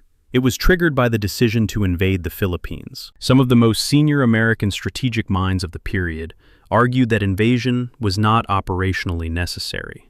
Whether the casualties of Leyte Gulf, naval and land both, since the land campaign on Leyte continued for months after the naval battle concluded, were justified by the strategic gains of the Philippine campaign, is not a question that post-war histories ask with any frequency. It is the kind of question that makes military institutions uncomfortable, because it implies that the judgment call that produced the casualties might have been wrong, and military institutions process the deaths of their members most easily when those deaths are clearly necessary. The question doesn't have a definitive answer. It is worth asking anyway. MacArthur himself was not in Leyte Gulf during the naval battle. He was aboard the cruiser USS Nashville, which was in a different operational area during the main engagements of October the 23rd through 26th. He came ashore on Leyte on October the 20th, during the initial landings, in the famous photograph of him wading through the surf toward the beach, the image that was constructed to redeem the promise of March 1942. 3 weeks after the naval battle concluded, Nashville was damaged by a kamikaze attack on the 13th of November, 1944. And MacArthur transferred to USS Boise. The general whose promise created the strategic context for Leyte Gulf was never in the battle. He was in its photographs, and its political origins, and its strategic rationale, and he waded ashore with the water above his knees, and the cameras running, and the fleet that had made it possible was fighting and dying in the waters around him. The accounting between those two facts is somewhere in the archive, waiting for someone to do it cleanly. The Filipino dimension of this story is the one that naval history most consistently fails to accommodate, and I want to note that failure directly rather than paper over it. The operational decision to invade or bypass the Philippines was made in planning rooms in Pearl Harbor and Washington by men whose primary frame of reference was the American strategic position in the Pacific. The 3 million Filipino civilians who had spent 3 years under Japanese occupation were not passive witnesses to those planning decisions. They had been living with the consequences of the strategic competition between Japan and the United States since December of 1941, and the decision to liberate or bypass them was, in their experience, something fundamentally different from a debate about basing rights and logistical lines. The naval history of Leyte Gulf is genuinely important and genuinely fascinating, and it lives alongside a human history of the Philippine occupation that is beyond the scope of this series, but that any honest accounting of the battle's costs and purposes must acknowledge is there. The promise mattered because the people it was made to had been waiting, at tremendous personal cost, to see whether it would be kept. Chapter 15. The Ship That Wouldn't Sink. USS Samuel B. Roberts and What It Proved. The 25th of October, 1944. Somewhere in the Philippine Sea, off the eastern coast of the island of Samar, a destroyer escort, USS Samuel B. Roberts, designated DE-413, is making her attack run. She displaces 1,350 tons fully loaded, roughly the weight of a modest office building, and she is moving at her maximum speed of approximately 24 knots toward a formation of Japanese cruisers and battleships whose combined displacement is somewhere in the neighborhood of 150,000 tons. The physics of this situation are not in her favor. They were not designed to be in her favor. She was designed for anti-submarine warfare, for hunting things below the surface, for depth charges and sonar, and the patient work of convoy escort. She was not designed for this morning. Nothing about her was designed for this morning. But Commander Robert Copeland has already turned her bow toward the largest ships on the horizon and increased to maximum speed, and the crew of 224 men is going to battle stations, and the morning is what it is, and there is no configuration of the available options in which Samuel B. Roberts turns away. The first thing I want to say about this chapter is that it is, deliberately, almost entirely free of the macro-scale analysis that has carried most of this series. The fuel tables and the production statistics and the command architecture failures have been necessary and true, and they will return in the final 2 chapters to complete the argument. But the argument about why Japan lost Leyte Gulf at the strategic and structural level cannot be the only thing this series asks you to sit with, because there were 224 men aboard Samuel B. Roberts on the morning of October the 25th, and their experience of that morning was not structural. It was specific and physical and immediate, and it deserves a chapter that stays at that scale, without reaching upward to make it mean something larger than itself. The larger meaning is already there. It doesn't need to be announced. Commander Robert Copeland, commanding officer of Samuel B. Roberts, was a reserve officer, a civilian lawyer from Minneapolis who had entered the Navy through the wartime officer training program, not a career naval professional in the Annapolis tradition. His after-action report, filed by surviving officers on the 2nd of November, 1944, because Copeland himself was among the survivors, rather than the dead, is one of the most carefully written combat documents in the Pacific War record. It describes what happened in precise, technical language throughout: firing bearings, speed, torpedo trajectories, gun mount status, and then, near the end, shifts register in a way that is entirely uncharacteristic of the form. The passage that has been quoted in almost every subsequent account of the battle reads, "To the men of this vessel I say, that in memory I shall always see men going to battle stations, as fast as their tired legs could carry them, men who knew that our ship was woefully outclassed, who fought their guns until the guns could no longer be operated, and who stayed by their ship as long as there was any ship to stay by." An after-action report is not supposed to contain language like this. The form requires operational assessment, not tribute. Copeland wrote it anyway. The Naval Records System accepted it. The document has been in the archive since November of 1944, and nothing about it has faded. The technical sequence of Samuel B. Roberts' engagement can be reconstructed from Copeland's report, survivor testimony, and the matching records of Japanese ships she engaged. She fired all 3 of her Mark 15 torpedoes at the heavy cruiser Cho-Kai at a range of approximately 4,000 yards. Before firing, her gunnery officer, concerned about the reliability of the magnetic influence exploder feature that had caused so many duds earlier in the war, set all 3 exploders for contact detonation only. The decision took approximately 45 seconds and was made under fire. At least 1 torpedo struck Cho-Kai. Roberts then closed to gun range and engaged Japanese warships with her 2 5-inch mounts in a sustained firing sequence that continued until the mounts overheated and Japanese shells began opening her hull.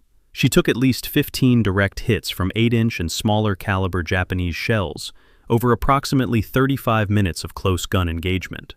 Her engineering spaces were open to the sea. Her main engines stopped. She lost steerage. She continued firing her guns manually, with her surviving crew loading and firing each round by hand, until the gun crews were dead, or the ammunition was gone, or the mounts were physically destroyed.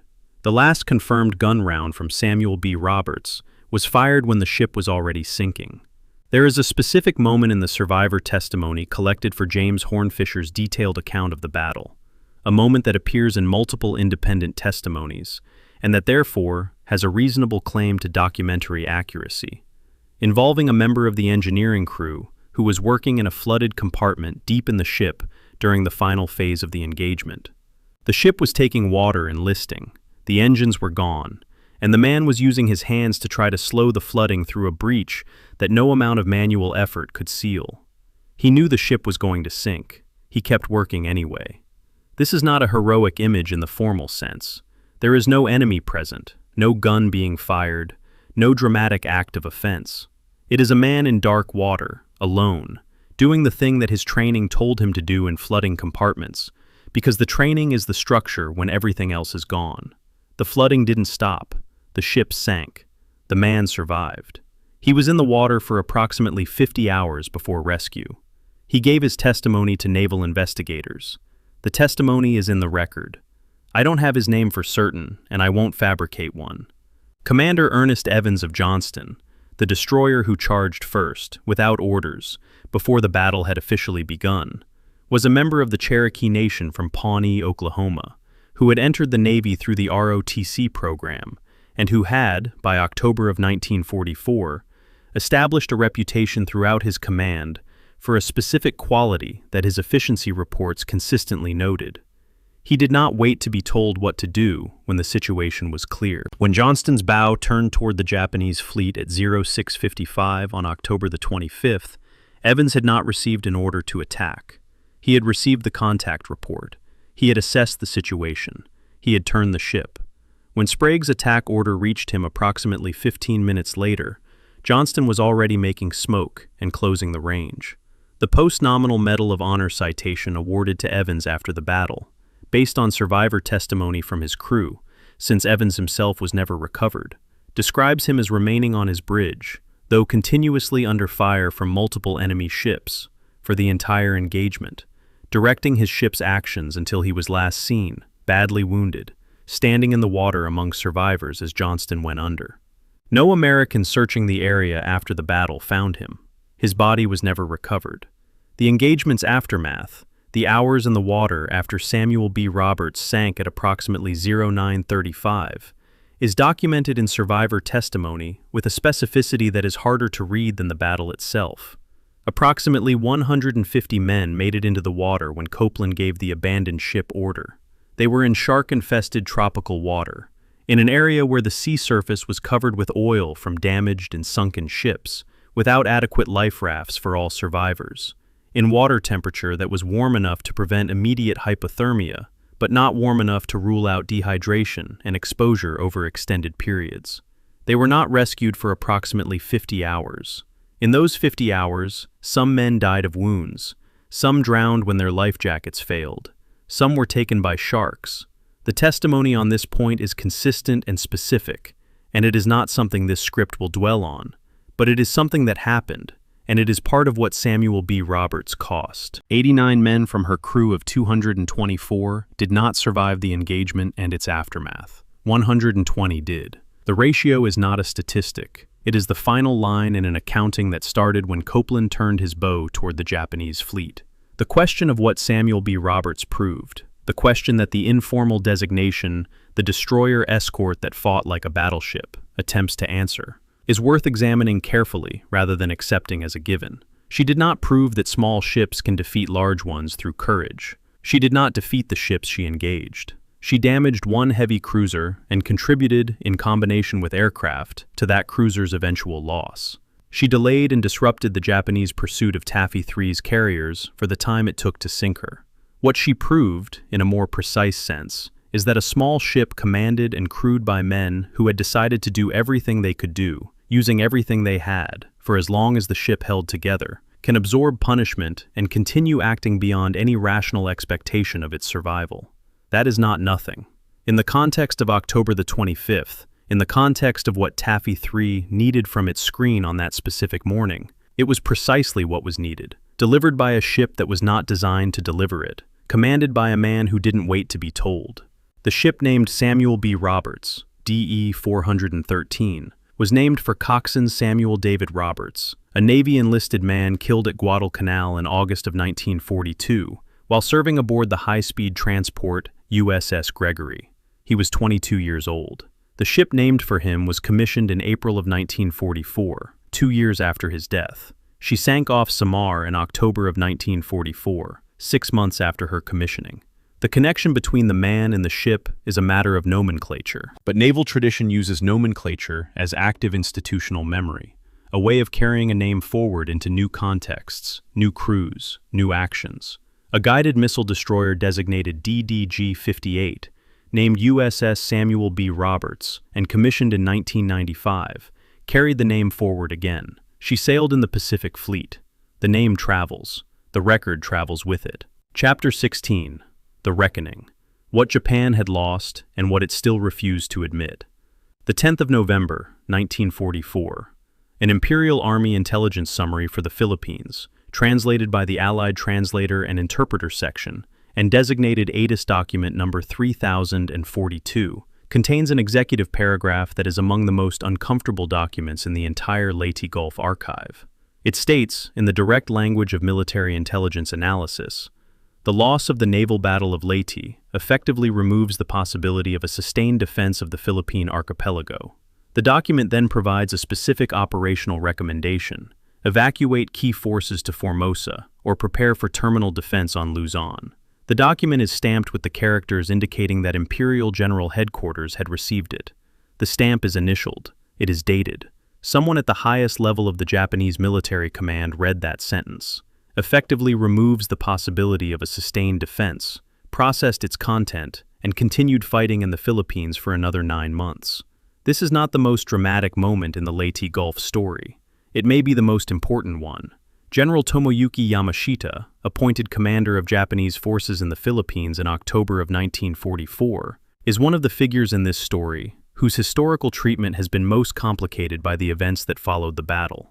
His military reputation, based on the 1942 Malayan campaign and the fall of Singapore, which demonstrated an operational brilliance that his contemporaries found genuinely alarming, was the reason he was given the Philippines command in a moment of crisis. His private assessment of the strategic situation he had inherited was, by the testimony of officers who served under him and by his own post-war statements, brutally clear. He believed the Philippines could not be held after the naval defeat of October the 25th. He argued, in conferences with Imperial General Headquarters in October and November of 1944, that the correct response to the Leyte Gulf outcome was to concentrate remaining forces for the defense of the home islands, rather than expend them in a Philippines campaign whose strategic outcome was, in his assessment, already determined. He was overruled. He was ordered to make a decisive battle defense of Leyte, and then Luzon. He executed his orders. He was a professional soldier, and that is what professional soldiers do. The decision to reinforce Leyte after the naval battle was the decision that deserves the most analytical scrutiny in any honest accounting of the Philippines campaign's final months, and it is the decision that the popular narrative has most consistently treated as either irrational desperation or simple institutional momentum. The Japanese military historian Saburo Hayashi, writing with Alvin Cooks in their post-war study of the Imperial Army in the Pacific, argued that IGHQ's reinforcement decision was not irrational within its own framework, that it reflected a political calculation in which continued resistance in the Philippines was intended to buy time for diplomatic exploration of negotiated peace terms through neutral intermediaries, and that the military sacrifice was understood as the price of that time. This is a coherent interpretation. It does not make the decision less costly in human terms. Between November of 1944 and the Japanese surrender in August of 1945, approximately 500,000 Japanese soldiers died in the Philippines, a campaign that Yamashita himself had assessed in November of 1944 as strategically futile. The ATIS document was stamped "Seen." The stamp is dated. The accounting of what followed that stamp is recorded in the number 500,000, and that number sits in the archive alongside the initialed stamp, and the distance between them is the distance between knowing and deciding. The material condition of the Japanese fleet in the weeks following Leyte Gulf reflected, in physical terms, the same strategic exhaustion that the intelligence summaries were describing in analytical ones. The ships that survived the battle returned to their various bases: Kure, Sasebo, Linga Roads, what remained of the anchorages at Brunei, with fuel reserves that ranged from minimal to functionally non-existent. The Yamato was at Kure. The surviving battleships Nagato, Kongo, and Haruna were at various bases. The cruisers and destroyers that had made it back were dispersed across the remaining Japanese operational area.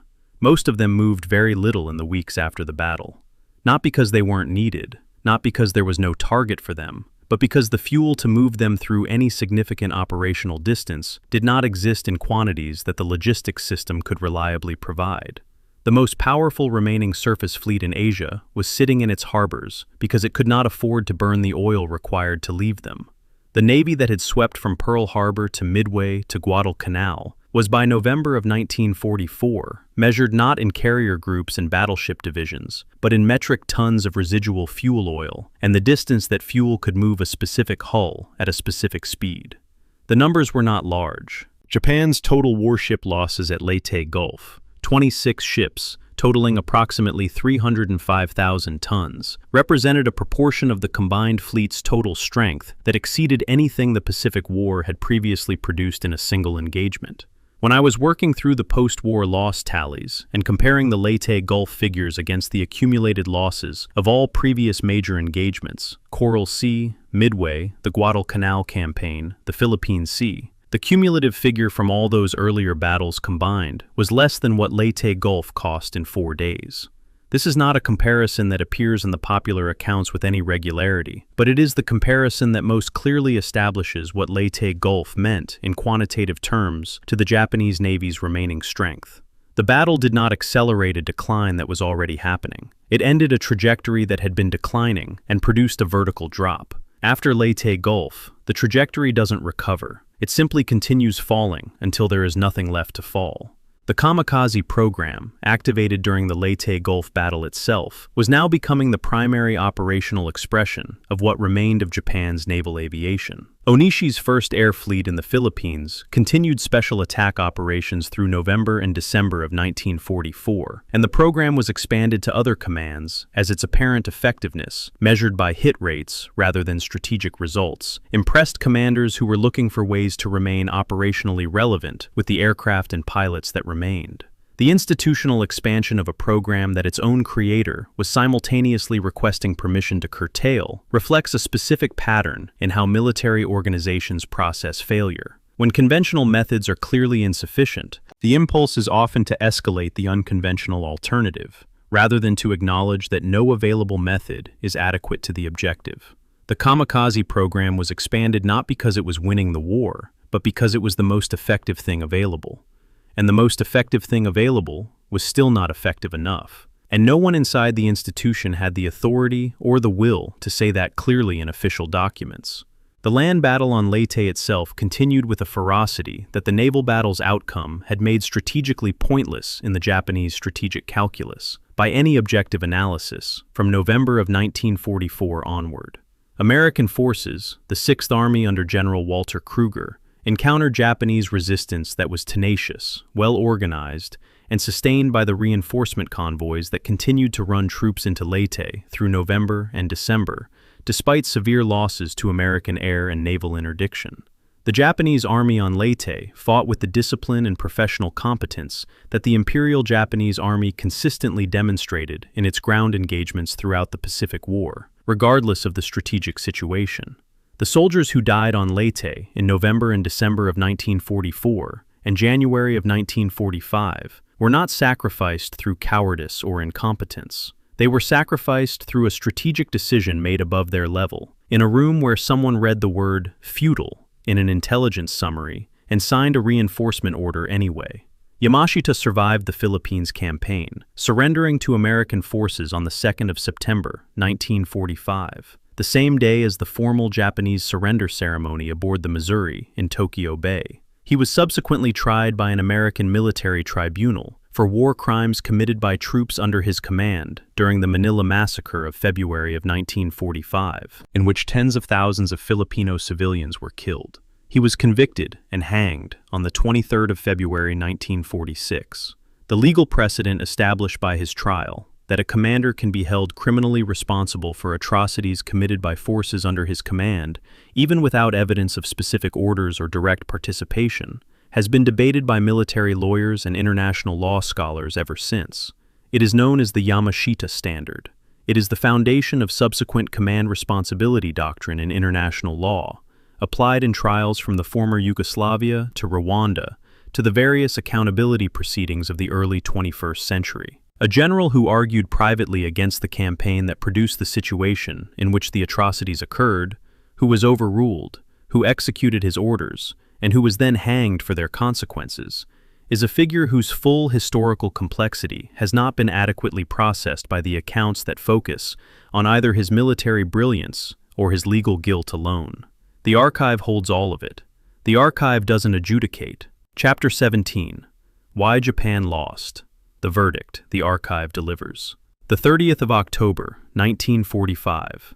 A conference room in Tokyo under American occupation. Admiral Soemu Toyota, former commander of the Imperial Japanese Combined Fleet, is being interrogated by officers of the United States Strategic Bombing Survey. The session is formal, the language careful, the transcript being typed in real time. Toyota has survived the war. He will live until 1957.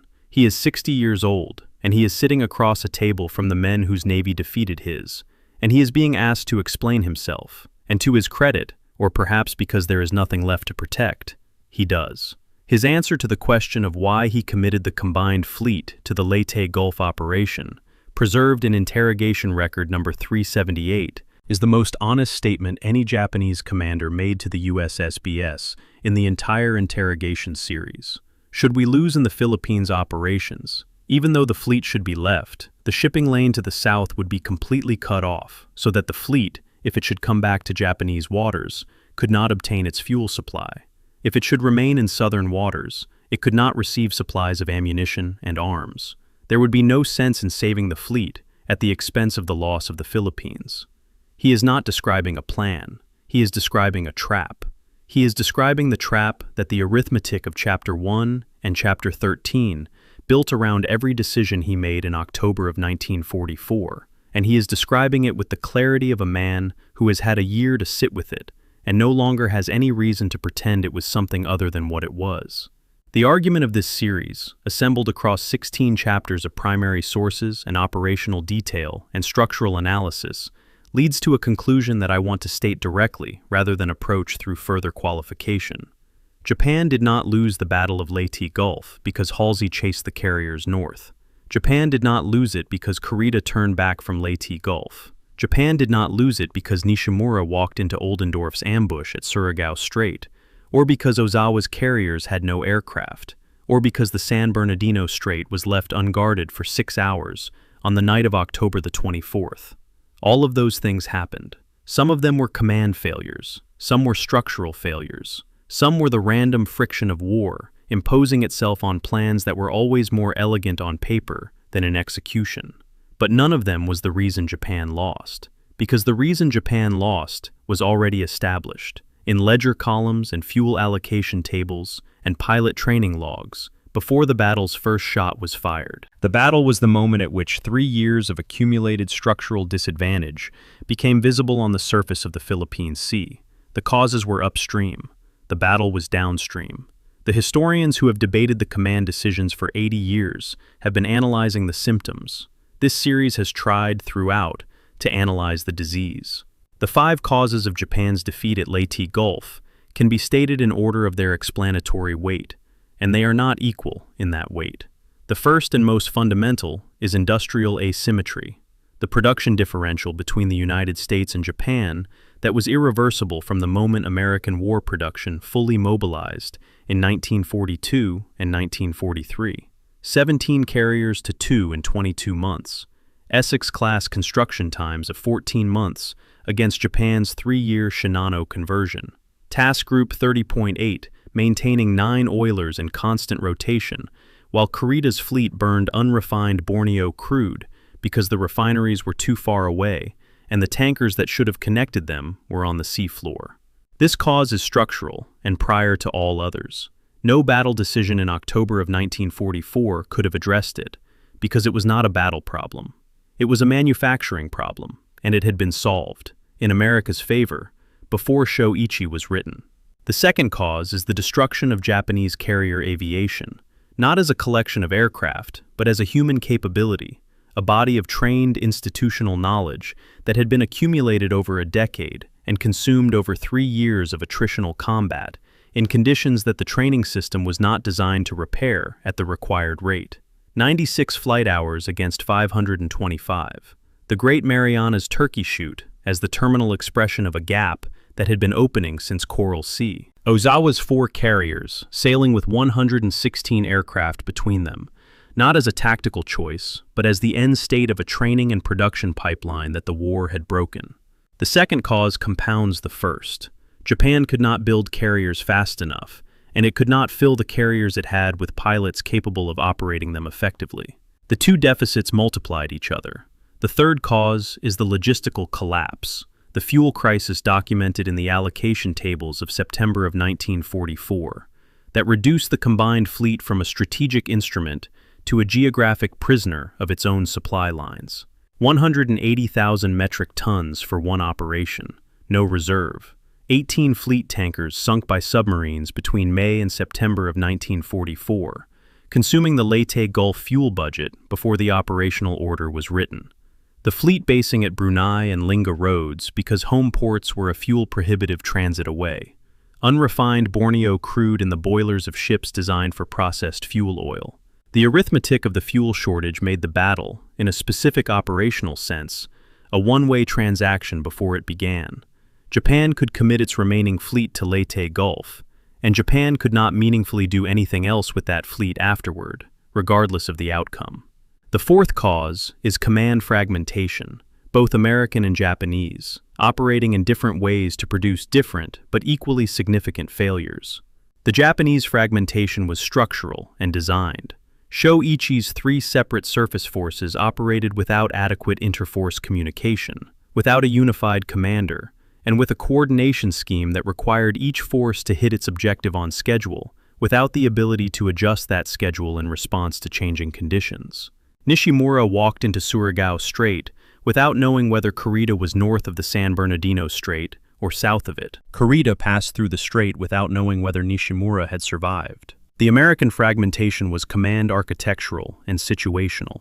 Two fleets under separate chains of command, with incompatible communication systems, producing a 6-hour gap in the San Bernardino Strait that came within a few thousand yards and a handful of destroyer torpedoes of being genuinely catastrophic. The Board of Investigation's classified findings identified this cause clearly in December of 1944.